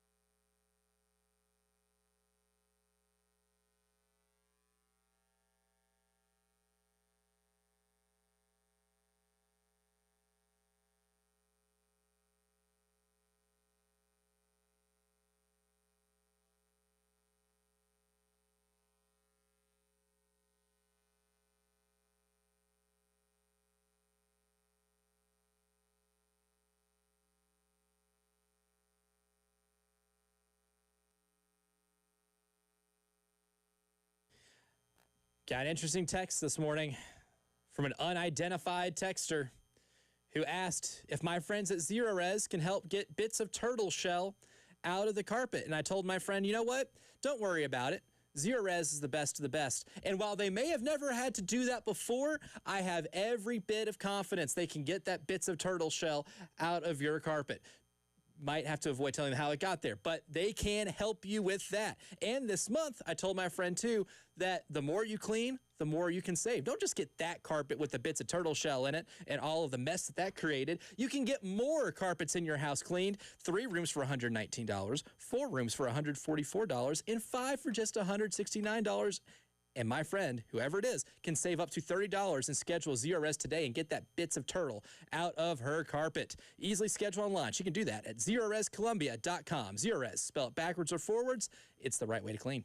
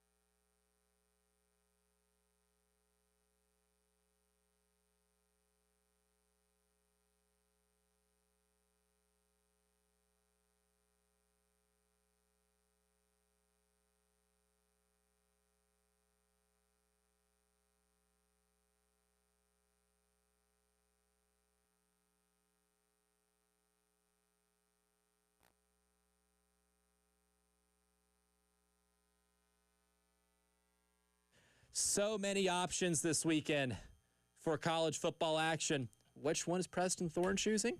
It's time for Pick or Click. For those who do not know, uninitiated here, I will give Preston a football game, and then I'll present him with another football game. If he decides to stick with game one, he will just say click and move on to the next option. But if he likes game two better, he will pick that game, and then that becomes the game we're comparing everything else to. So we'll start you off here, Mr. Thorne. Tennessee at Mississippi State. And now I present to you Southern Cal at Illinois. Are you picking Southern Cal at Illinois, or are you clicking to the next channel? I am going to pick Southern Cal and Illinois. He's interested. I need to see if this is real.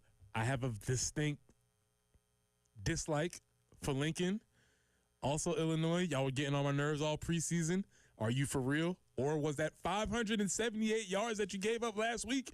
Was that a thing? Woo! I'm going to check that out. I have it on my list of games to check out. Bad. Bad. Yeah. Big Bert can't get beat like that again. Now, you have Southern Cal at Illinois. I present to you Notre Dame at Arkansas. Click. Okay. Click. We talked about that a little bit earlier. Mild interest, but I'm gonna click. LSU at Ole Miss. Pick. That one's showtime. Pick. I gotta watch that one. Obviously, anytime Lane is on TV, it's fun. It's exciting. What do I want to see happen to Brian Kelly? The hard launch of Lane Kiffin's daughter dating the middle linebacker from LSU. What is happening? What the Friday Night Lights is going on here? With the hard social media launch this week. Nobody needed to know. This could have just been a thing that was happening. Nobody needed to know, but she felt the need to let people know. Yeah. So I'm curious to that. The writers' room, the former writers for Friday Night Lights would be like, "Oh my God, how could we not think of this?" Yeah. Oh, it's so good. Like, come on, that's not real. That's not. But it is. Oh, the truth, my friends, stranger than fiction. You have LSU at Ole Miss. I present to you Auburn at Texas A&M. No interest in that game at all. At all? Oh, man, I got a lot of interest. Yeah, no interest in that. It's just, I can't get into Auburn. I don't know why. I don't know what it is.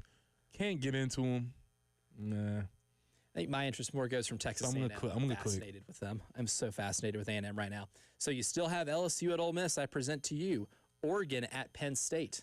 The two teams that played in last year's Big Ten championship. Pick. That's a money game. Whiteout. Big Game James, Dan Lanning. This is fun. Dan the Man Lanning. This is fun. Now here's the caveat for this game. Big Game James can't escape the allegations about not being able to be the top 5 team because Oregon's number 6. Oh! We let him off the hook. So can't quite get his record improved because Oregon's not in the top 5. Do you have a quick prediction on this one? Oregon. You like Dan Lanning? I love Dan Lanning, and I think Dante Moore, just from the games that I've watched this year, he looks really good. Yeah, I'm excited. I'm excited. I'll definitely be checking that one out. Yeah, I'm all up on Oregon now. You have Oregon at Penn State, and I present to you Alabama at Georgia. Pick. Listen, man, SEC homer. I'm SEC for life, so that's cool. Y'all play football in other places. Whiteout, awesome. Big. That's awesome. Bring the SEC. Those two games being played at the same time that's tough. It's going to be for some people, not for me though. It's going to be a big night for the quad box, the YouTube TV quad box in some households. Yeah, I won't even quad box that one. I might peek in if I get a text, "Hey, are you checking this out?" That type of deal. The problem with that is the majority of my friends are SEC folks too.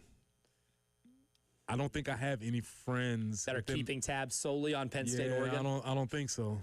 And again, also I'll be watching that with my brother's a huge Bulldog. My brother's a Bulldog fan, so that's something we'll be checking out. We'll be texting through that. Oh, that's gonna be Kirby has to beat the allegations too. He does. Now he does have one win against Alabama, and it was a pretty big one. However, I think last year probably sticks in his craw a little bit. Mm-hmm. I think that loss is going to stick with him. And his defense gave up 41 to Tennessee. Can they show that they're the same defense? That is to be seen. 2 hours down, 1 to go. We'll start hour number 3 by talking about how important it is for South Carolina to stop Kentucky's run game. That's next.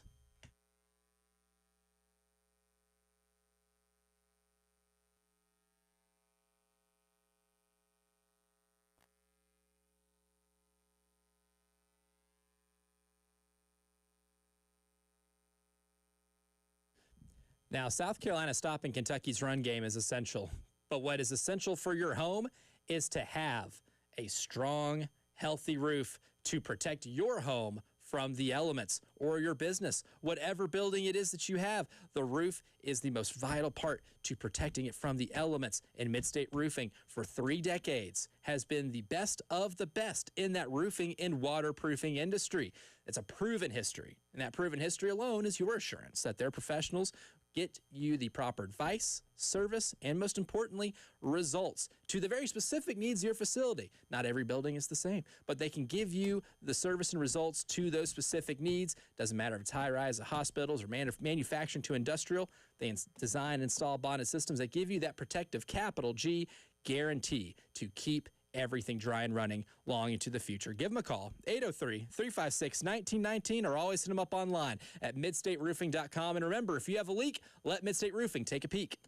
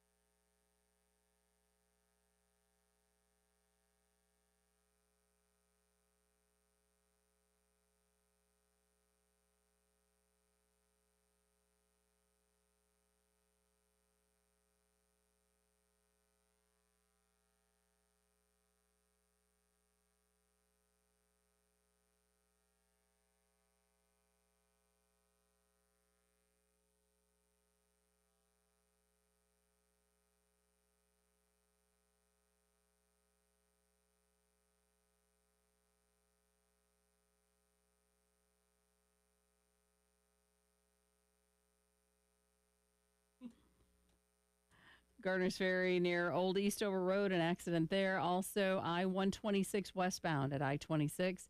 Kittiwake at Highway 1, and also Longtown Road at Killian Road. Got some rain out there right now. We're expecting a few rounds of rain throughout the day. 83 for the high. 81 tomorrow, a few rounds of rain expected. Not going to be a total washout for tailgating or for the game, but we are expecting a little bit of rain. On Sunday, some scattered showers, 83 for the high. And got a little bit of light rain right now across the Midlands. It's 73 on 107.5 The Game.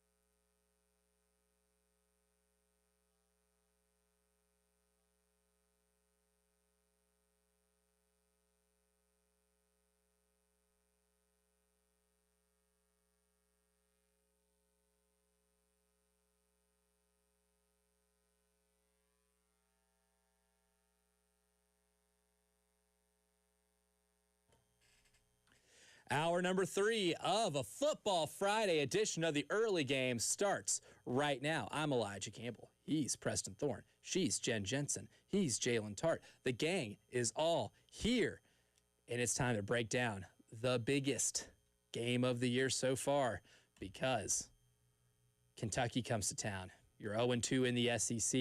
You need a get-right game. The toughest part of the schedule, the real meat of the schedule still lies ahead. This is a gotta-have-it game for Carolina. And I feel like there's one big thing they have to do better than anything else in this game to avoid an 0-3 SEC start and avoid disaster for the season. And that's make sure Kentucky doesn't fulfill the promise of their identity and run the ball on you, because that is what their offense simply does. And that's what they want to do, and that's what they are foaming at the mouth at doing, because for the last 2 weeks you have been unable to stop the run. Different runs, different types of run games. Vandy had the option type of game. Missouri had the outside stretch. Kentucky has none of that. They just want to bludgeon you with inside zone power. It's really a basic type of game, but if you're unable to stop it, it is a game that can get very, very long and very tedious, and they're willing to see how long you're going to stick in this fight. Kentucky's like a boxer that just wants to go in the middle of the ring and throw punches, right? They don't want to duck. They don't. Let's just throw punches at each other and see who stands at the end. Hit me all you want. Yeah, I will continue. Yes. Hit me. I dare you. A little bit of Rocky Balboa action here. Yeah, not good for dodging them, but we'll throw them. That's what Kentucky is. And so you have to be willing to withstand that and stand up to them for as long as you can. Now, the two running backs that they are going to deploy to get the most carries, they have two. Two that have carried the ball over 15 times this year. That is Seth McGowan, a guy that we heard Shane Beamer say, was with me when I was at Oklahoma, which should raise some eyebrows because that was 5+ years ago, right? That's the ultimate check his birth certificate. And for some off-field reasons, was not able to play college football for a little bit. If you want more, Google it. Seth McGowan. Dante Dowdell, transfer running back from Nebraska. He's carried the ball 36 times. McGowan 51, Dowdell 36. They're both over 200 yards for the season. Both running backs are averaging more than 5 yards a carry. Now, McGowan's gotten into the end zone a lot more. They will use him in maybe some of those short yardage situations because he is more of a physical runner in terms of breaking tackles. Dowdell's not much of a yards after contact type guy. So really, when I look at those two, the one of most importance, the one that can give Carolina the most trouble would be McGowan because of his ability to get yards after contact. We have seen through 2 games in the SEC so far, those are the ones that give Carolina trouble. The tackling issues you've had in the first 2 games of your SEC slate, where you're averaging 15 missed tackles a game, absolutely, positively must be rectified if you want to avoid total disaster and losing this game on Saturday. 100%. That's what the whole week of practice was about. We talked about tackling circuits. We talked about grabbing cloth, running, clubbing, squeezing, stepping on toes, all those fundamental basics. We talked about that all week. Now Saturday is the time to see if that transfers from the practice field to the playing field. But they've been doing this all preseason. It's not like this is a new thing. Correct. So it makes it so frustrating. Correct. Exactly. To have to go back to that. Exactly. Because as a coach, you hope that you're past that so we can start moving on advanced things. But sometimes you're not. And sometimes you have to go a little bit backwards in order to continue to move forward. So, did Matthew McConaughey say that in a Lincoln commercial once? I don't really ever hear him. I didn't say it as cool. I didn't say it as cool as Matthew right. McConaughey would have said go backwards to go forward. Got to turn down the lights and spray some smell good in here. You got to get in the driver's seat. You got to like twiddle something in your fingers or whatever. Yeah, if Matthew's talking, I just kind of hear the voice, but I'm not really paying attention to the words. For sure. It's just sort of the aura. In order to beat Kentucky, you got to go backwards to go forwards. Offensively, you don't want to go backwards. You want Kentucky's offense to go backwards, though. In order to do that, you must dominate the line of scrimmage, which is another reason why. Like tackling, yes, fundamental, base one, total, non-negotiable in this game. And I keep emphasizing this because I think it is important, because Willie B is the extra person on this defense.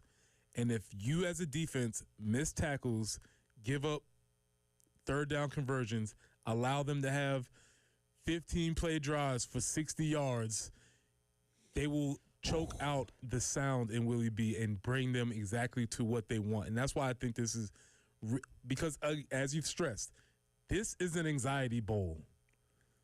to the utmost degree. And all it needs to happen is you miss a couple tackles, they get a couple first downs, and then all the fans start feeling like, are we seeing more of the same? And that's exactly what Kentucky wants you to do. So you have to stop them early, you have to stop them often, and keep the crowd energized and keep them in the game. Limit the lemon booty factor. Yes. Got to be limited. Yes. Because it is going to be real. And make sure that you're not the one who has it. Thankfully for you, the signal caller, the quarterback for the other team, is making his first appearance. Also, Kentucky does this strange thing that nobody does anymore, huddle. And so there's going to be What like, is you that? just be sitting there. They're going to be in the huddle. They're going to walk up to the line. They're going to snap it with 10 seconds left. And it's just like, oh my God, this is boring. And you're going to have to look at the guys in those checkered blue and white, big boy checkered pant. Yeah. I wonder what they're going to. To me, those checkerboard things look like that big boy franchise or something. The blue and white. That's all I think of when I see these things. The huddle, a weird Yeah, thing the where huddle. you get to look at that, and as my older sister would refer to it, as the fun part of football, where all the players get to get really close and tell each other secrets. Oh, how funny. That's how she described that. Very true. Quick note on Kentucky huddle that I always like to mention. I did play back when the Pillsbury Throwboy was playing. Oh, Jared Lorenzen. Oh, icon. And as a quick note, when you looked in the huddle, never ever seen a huddle where the quarterback was the biggest person, widest and tallest. Oh. Couldn't figure out who the offensive linemen were. Nope. Because the Pillsbury Throwboy, rest in peace, R.I.P. SEC legend. Yes, absolutely. Those were fun times. The hefty lefty himself. Hefty lefty. I thought maybe you were going to say he had like a snack in the huddle or something, you know. He might have. You just never knew who the quarterback was because everybody was wide. Wow. It's like, is that him? Did Is you that ever him? have to tackle Jared Lorenzen? I did. So you brought him down. Biggin. Look at you. Biggin. I mean, usually the biggins you face are blocking you. You're not having to actually wrap up and tackle. Yeah, it's no rapping. Can't rap that. I wondered if you just gotta like. You ever seen jump on his back? Yes. I You ever guess. seen like a cheetah get a wildebeest in the wild? You just jump on them and hope everybody else gets around them. That sort of deal. Hardest player you ever had to tackle? I guess would that maybe be on the scale? No, not necessarily. Just because he was huge, he wasn't necessarily tough or fast, but he was just big. Deceptively fast. Yes. For somebody his size, For he sure. scooted a For little sure. bit. The legs move SEC legend, though, for sure. pretty quickly. But yeah, with Kentucky's offense, to me, I look at the matchup the other way around. We hit on this a little bit earlier in the show, that when South Carolina's got the ball, I trust their ability to be able to throw the ball. Are they going to be able to run the ball in Kentucky? I don't 100% know. I mean, you need a serious bounce-back game from your offensive linemen, which isn't looking great considering you're down Nolan Hay and Kason Henry, two of those players who were starters against Missouri and left the game early, and clearly you couldn't get anything going the entire game. Kentucky is a solid run defense, even though Ole Miss had a running back, Quan Lacey, ran for $138. I don't think your running game is as sound as Ole Miss's right now, so what that looks like on Saturday, I don't know, but I do know Kentucky hemorrhages yards through the air, and that's where you gashed Missouri. That opportunity will be there. So are you saying you're assuming that you look for some shots early and often? Not just shots, rollouts. I think we're going to see them move. I think we should. Let me rephrase this. I think you should see them move the pocket because Kason Henry's been your best pass protector. If you're without your best pass protector and a center that you trusted to start the Missouri game, more than likely means Boaz Stanley's going back to center. But with someone like Lenoris' skill set, I would like to give him the threat to run, because I think another thing that helps you throw for 300 yards against Missouri is the threat of you running, and that will open things up. I would love to see play action bootleg a lot in this game, because a normal play action has worked really well for them, but the only caveat is, can you protect long enough in that play action? If you play action rollout, you give Lenoris a chance to be able to run away from those players and be able to move the pocket, to be able to hit receivers slanting across the field, flood one side of the field, make Kentucky's players, because they play a lot of zone, have to make decisions on who they focus on. Going back to that game last year, the Mazio Bennett touchdown was caused because the safety was scared to death of Josh Simon catching that ball on the sideline, or Lenoris Sellers rolling out and scrambling, left Mazio Bennett wide open. You're going to have to do a lot of that, I think, if you want to be able to score the adequate amount of points to actually win this game. Yeah, I mean, didn't say it often last year, but Dow Loggins was in his bag.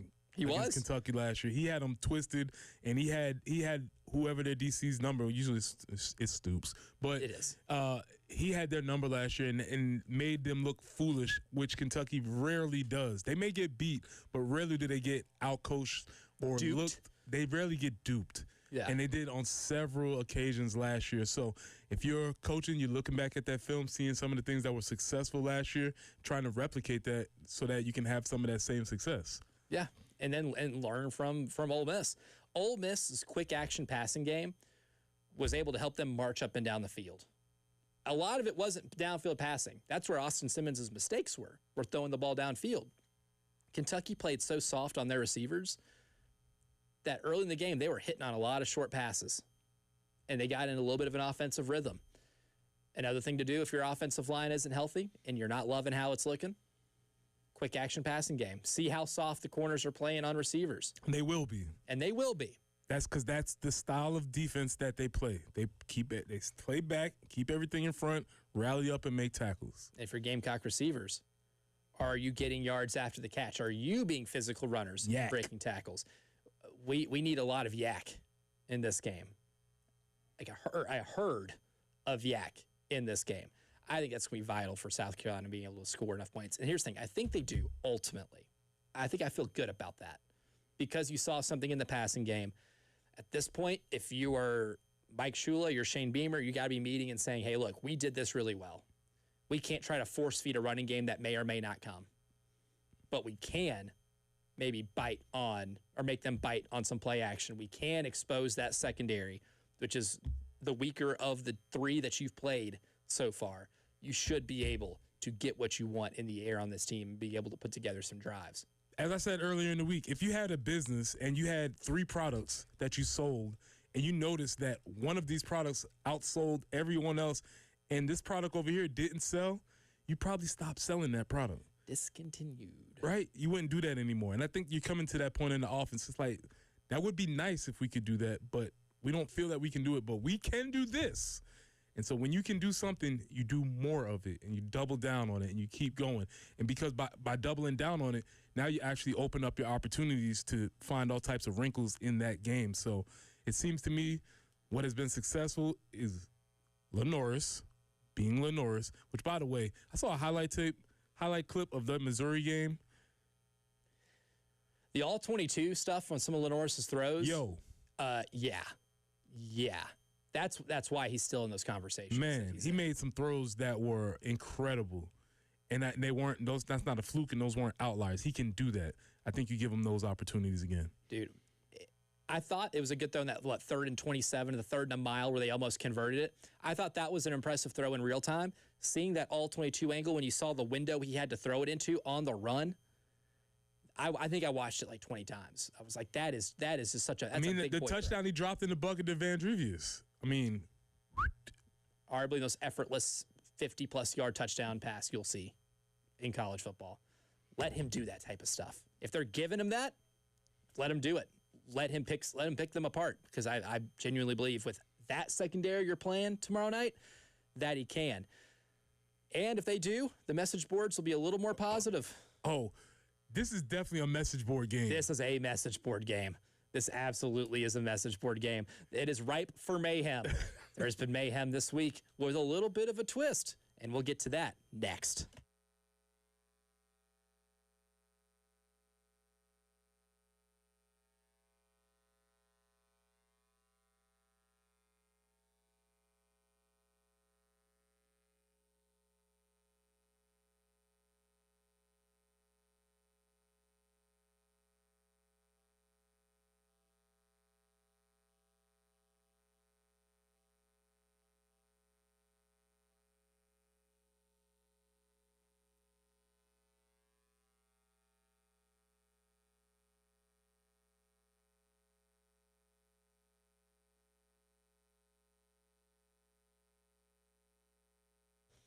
Midstate Roofing, the best of the best. There's a reason why, if you have a leak, you should let Midstate Roofing take a peek. Aside from just the proven history, the assurance that you get that they're going to get the job done because they've been doing this for such a long time.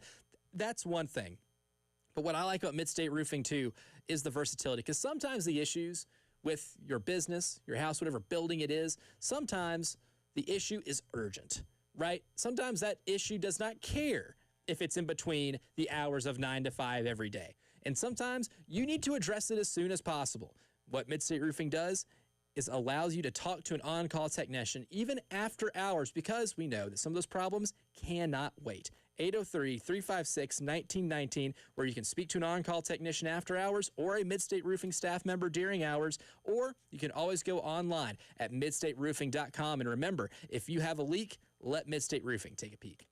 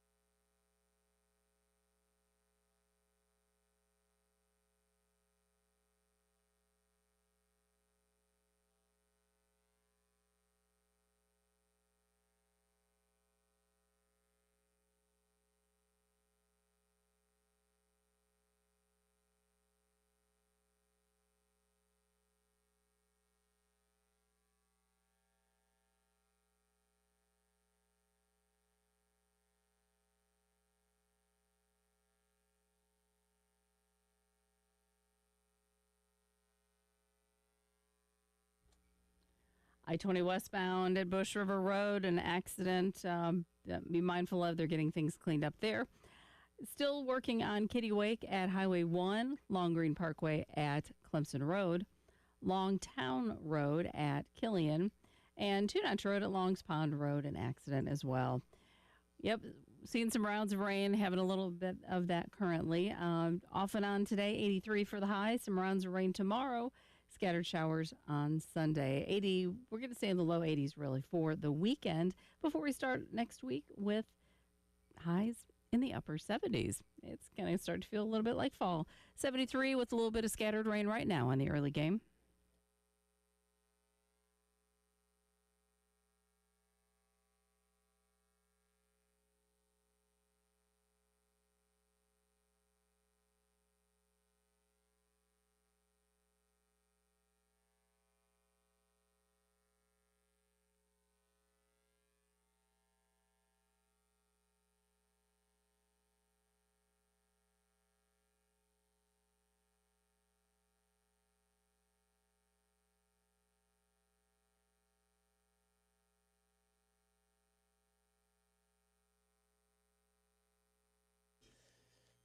Now, Preston Thorne, before we get into a first in message board mayhem, because this one's unique, but we have to do a little bit of, I guess, cleaning up for other message boards, because on Swamp 24/7, one poster says that you're doing the whole tradition of flight tracking wrong. Okay.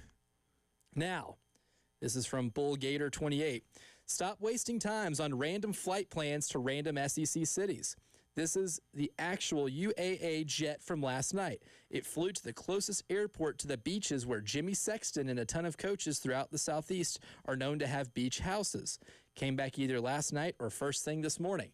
So we're doing it wrong by just looking at the college cities that they're flying into and not taking into account that big game Jimmy Sexton, maybe like the agent to end all agents in college sports. Don't consider that they sometimes don't fly to him to negotiate the deal.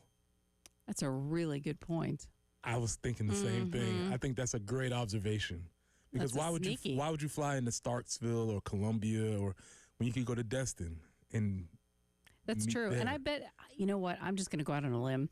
I think he's doing okay financially. Yeah. I think he's Jimmy? okay. Yeah. So he probably has a pretty decent, maybe, 1,000, 2,000 square foot house. I'm sure. Yeah. Nothing sprawling. Mm-hmm. No, so something really modest. Very modest. No. Yeah. Yeah. That is smart. That is very smart. Because if we're going to do the thing where we're looking at flight patterns and we're trying to see who is talking to who because of where they are flying, it would make more sense for the school to fly to the agent's house to negotiate with the agent, because you got to talk to them anyway. And then everybody involved could say, we didn't have nothing to do with it. He didn't have a visit. You don't, and then also you send the search committee to the agent. Yes, because And then everybody's like, oh, well, we didn't talk to anybody. I didn't talk to anybody.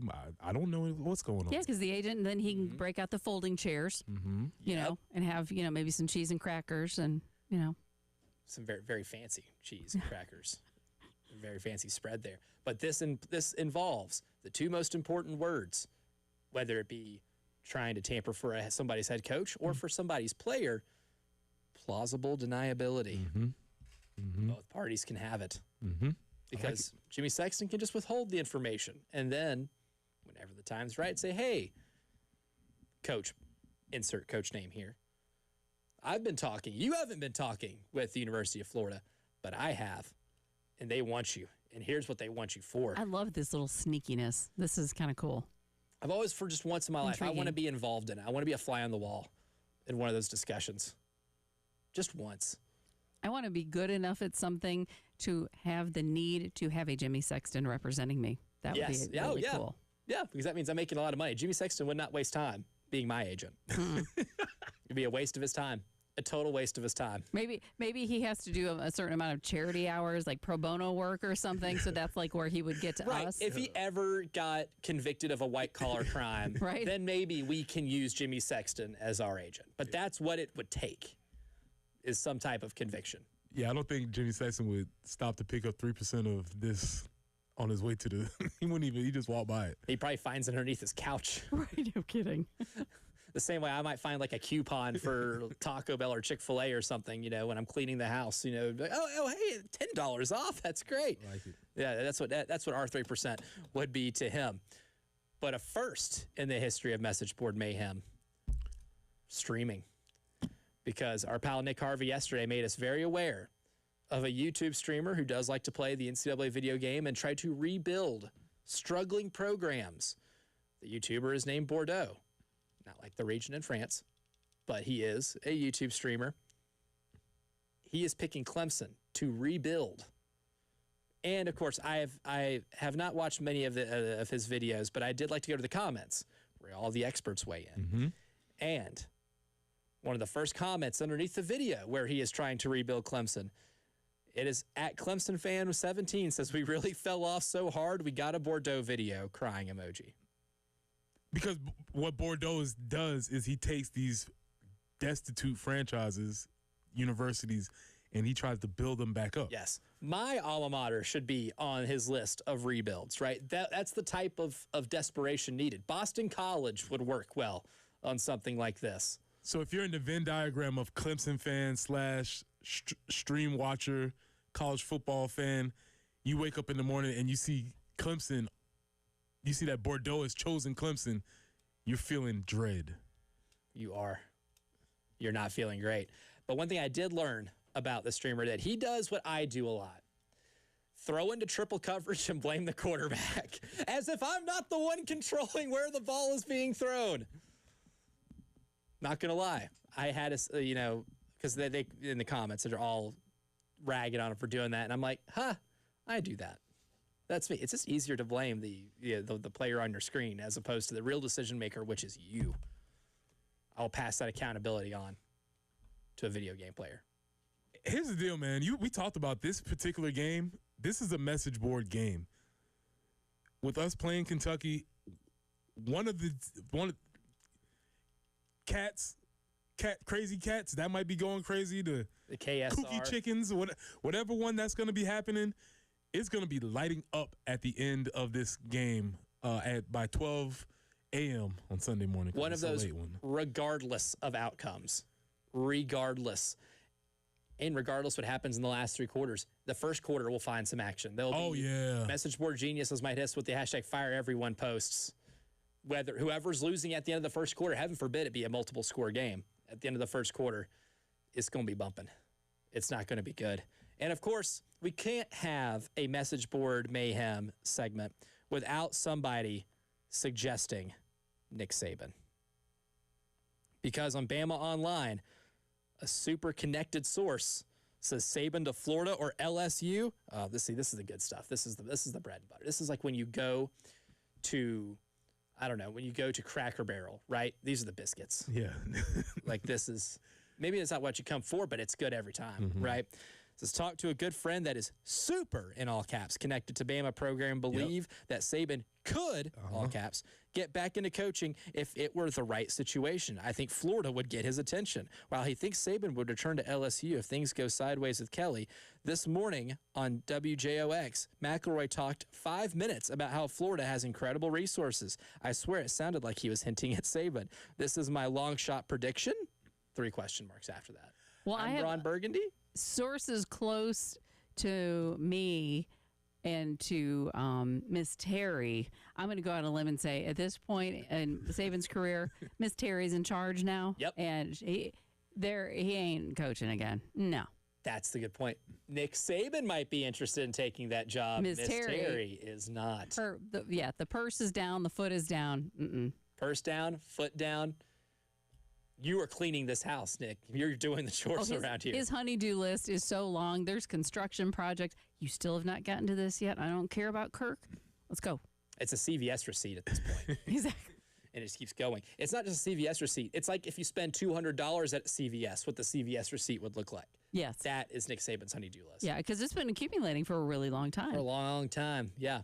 I just want those curtains hung. Yeah. Can you get to it, Nick? Not gonna happen. That's all she asks. That and everything else on this honey-do list. On our honey-do list, let's get our pal Lou Bezjak on the show because it's Friday night. We have some good Friday night football matchups. And Uncle Lou, as we call him on the Cotman Transmission High School Football Scoreboard Show, joins us next.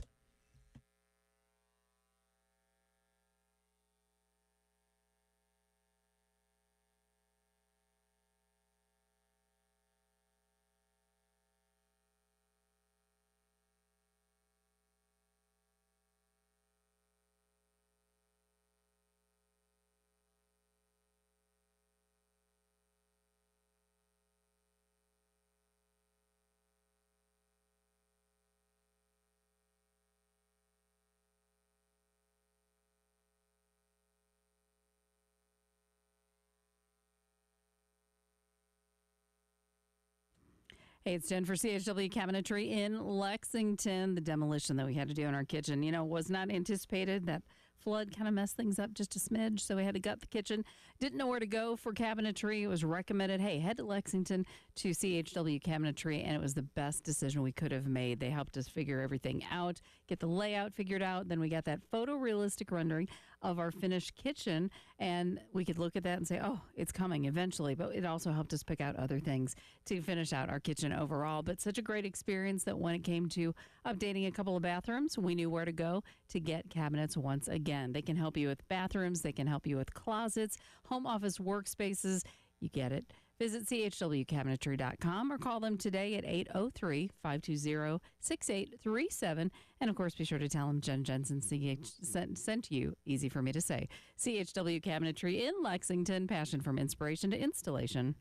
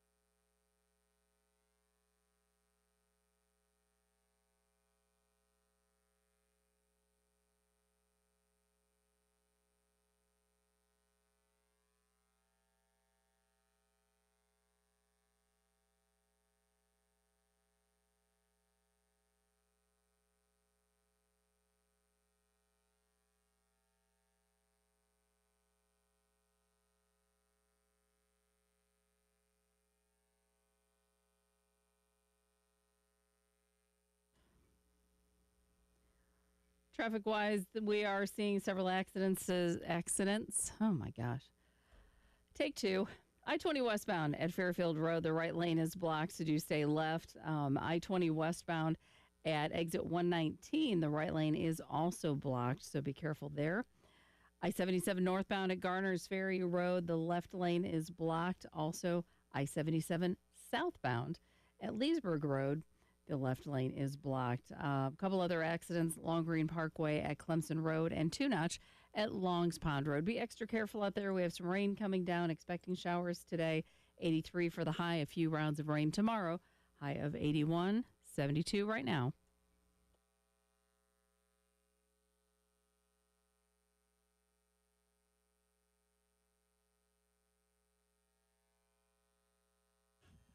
It's Friday. It's Friday, not Friday night yet. It will be in several hours. And of course, at 7 o'clock, you can hear myself and Justin Hall on the Cotman Transmission High School Football Scoreboard Show, where we break down every single score that comes in, have some coaches on, talking with Marlon Taylor from Lower Richland tonight. You'll get to hear that. And we may or may not have a local quarterback coming in studio with us. Stay tuned to find out who that is. But right now, Lou Bajak from the state joins us as always. Lou, good morning. Good to hear from you. Good morning, Elijah and Preston. How are you? Oh, doing well, brother. Yeah, Preston's Falcons didn't do him any favors this weekend if we're talking about our NFL allegiances. That's okay, but my Green Wave did. His Somerville the Green Wave, yes. Yeah, I would. Green Wave definitely are a little bit better than the Falcons right now. Yeah, they're pretty good. They're in pretty good shape. But to start us off here, Lou, this week a little different. We had some action played last night. What went down in the state last night in high school football? Yeah, 2 games got moved up because of threat of weather today. Pillion beat Eau Claire, which had been off to a 4-1 start.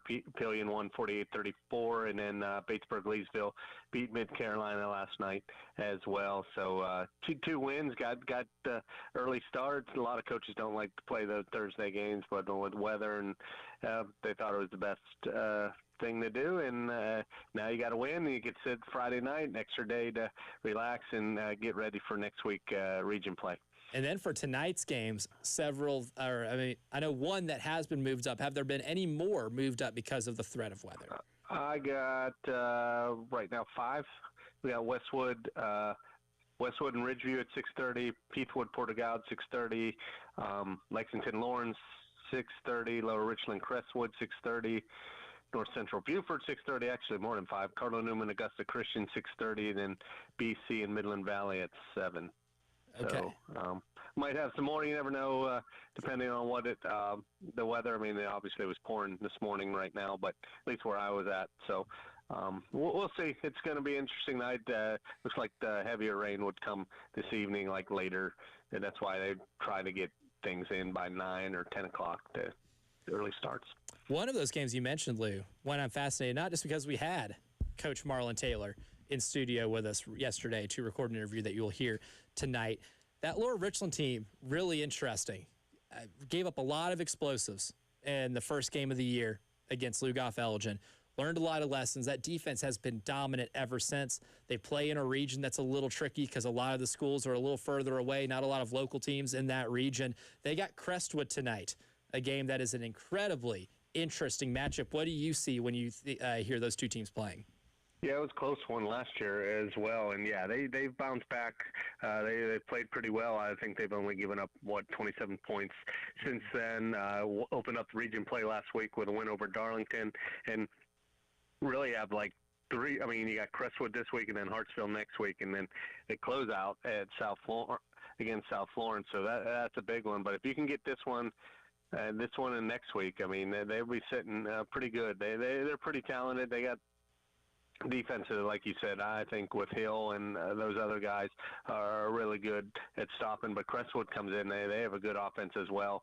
Some all-star players from north-south, and I think it should be a fun game. I think it's homecoming there.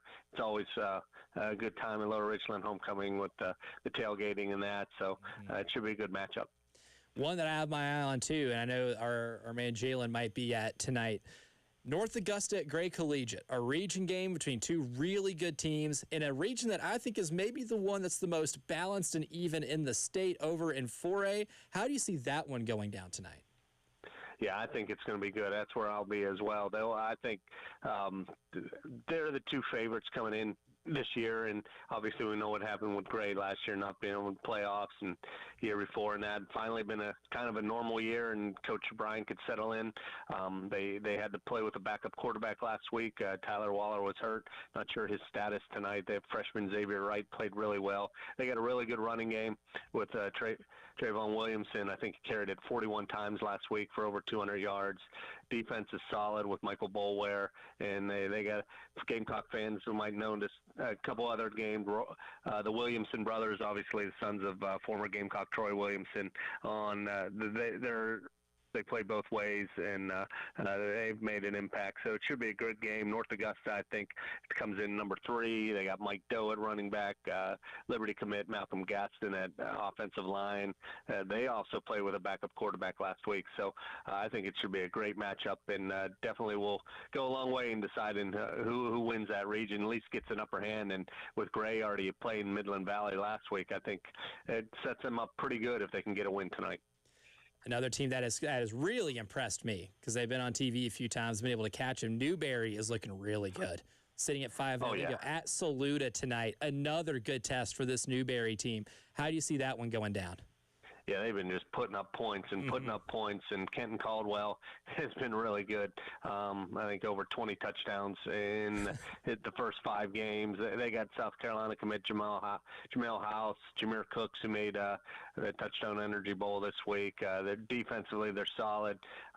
It's a big test before they get going in region play as well. So I think they're the favorite, them and Swansea in that region. So they've been fun, and it's Coach Jeter really got things going. But like Caldwell has made some huge plays with the legs and the arm. I mean, he's just probably one of the most dynamic quarterbacks, not only in the area but in the state this year. So they got things rolling, and they like to win in Newberry, and they've had some success. It's been a few years, and I think they have a chance to make a deep run in Class 3A. Oh, they definitely do. I mean, if you get a chance to watch that offense, you should, because it is video game-like with the numbers they've put up so far this year. Ridgeview, maybe the best 2-2 team in the state, and I say that with a lot of confidence. They're at Westwood, fresh off of a really good win in a rivalry game, a convincing win against Blythewood. How do you see that one going down? Yeah, that should be good. It's one of the games moved up. Ridgeview, we mentioned, they battled through the injuries. Obviously, Trey Howard dislocated his foot, but Chapman's come in and played well at quarterback. With Gilmore, Javon Gilmore is enrolled there, but I don't know if he'll play at all there this year from Gaffney. But I think their calling card is their defense. It's really underrated, and it's really solid. And they're going to have their hands full with that running game with Rios and Javon Howard, who've been really done well running the ball. I think they combined for like 800 yards. And were able to run the ball and force some turnovers last week against Blythewood. So it's another kind of big rivalry game, and Westwood. This would be a big win if they would beat this one. And Ridgeview, I think if they get this one, I think they're still something the 2 favorites, but we'll have some to see tonight, and it'll be interesting to see how it shakes out. That is Lou Bajak. Follow him at Lou at the State. If you don't follow him by now, you absolutely should. The ultimate source of information on a high school football Friday night. Lou, as always, appreciate you joining us, and looking forward to talking to you again tonight. Thanks, guys. Good stuff from Lou. Lou, always a winner. The high school football kids on Friday nights, always winners. We give you our winners for today's show and our predictions for who's going to be the winner at Williams-Brice Stadium tomorrow night. That's next.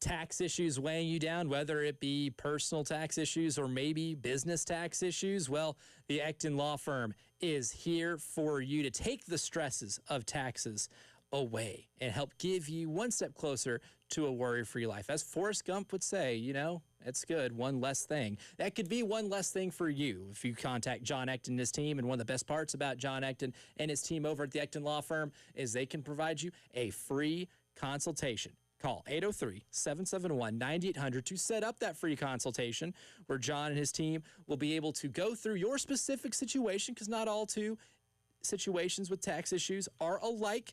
They'll break that down. They'll be able to formulate a plan and be able to help you take one step closer to getting a worry-free life and escaping that pesky IRS maze. Again, that number for the Ecton Law Firm, 803-771-9800 or EctonLawFirm.com. That's ECTONLawFirm.com.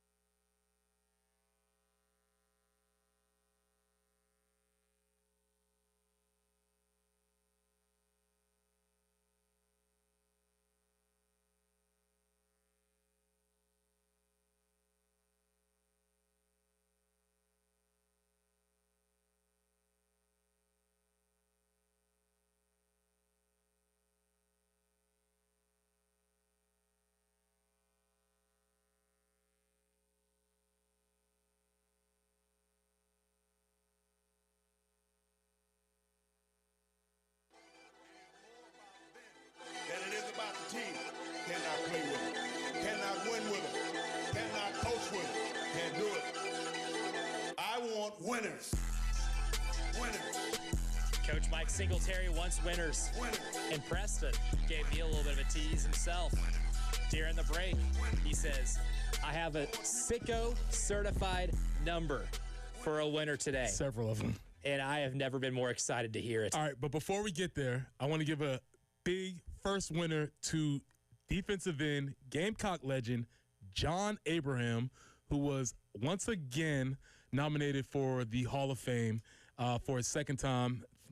Hall of Fame has to go through the process to make the finalists. We'll see how that goes. But just for really quickly, 15 seasons, 133 and a half sacks, 13th overall in the NFL as far as sacks are concerned. He's one of the greatest Gamecocks. He played at a time when the program was trash, and he gave it all the day. Also, there's a really beautiful article in the Athletic about his journey in life. I would encourage any Gamecock fan to go out and read that article about John Abraham. So, John, big winner. Yes, big winner. That's a Hall of Fame resume.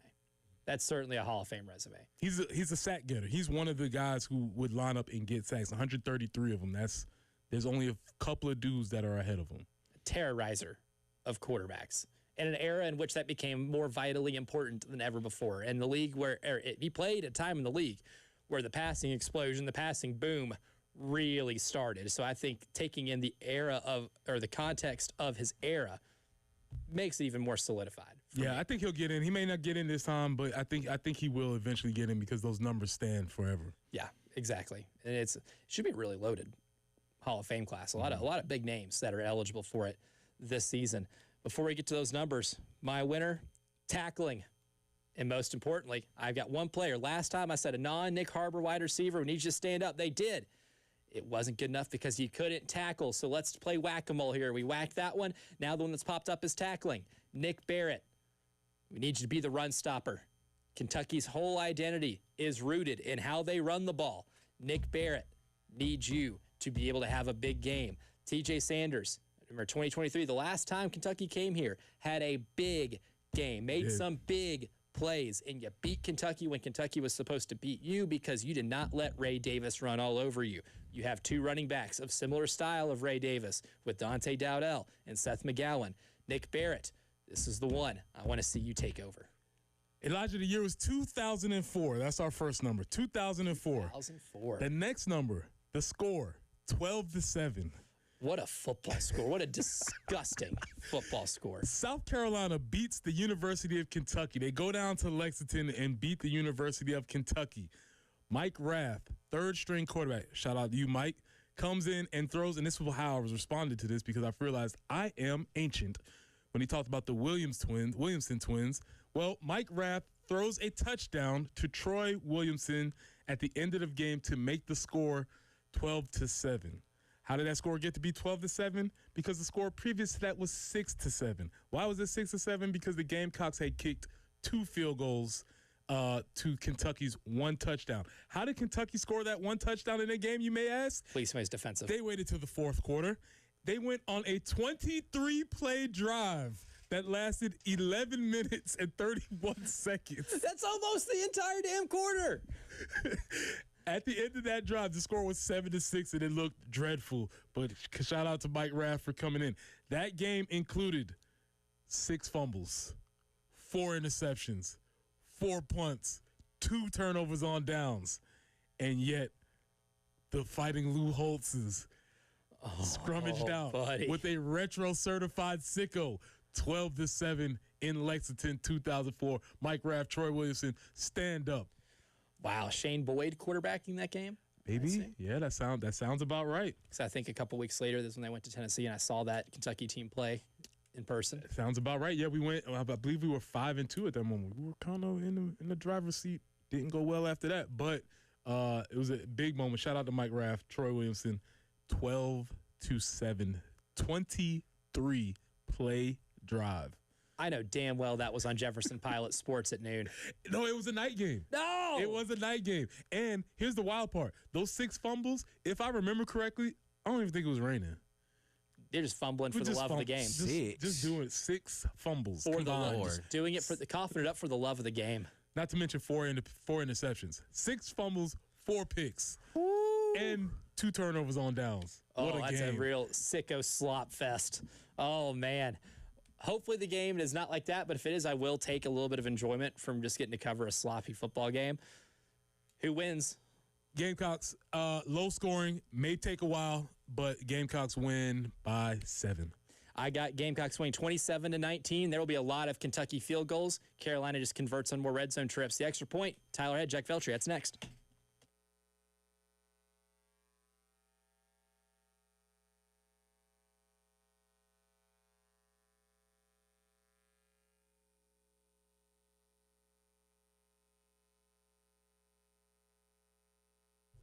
Press here for our folks at Integrated Media. Listen, we've been trying to tell you this whole time that you needed to get your outdoor setup ready. Well, the fall is here. Football season in full swing. What are you waiting for? Call the folks at Integrated Media so you can have your outdoor setup ready. Samsung Terrace TVs that are waterproof. Sonos outdoor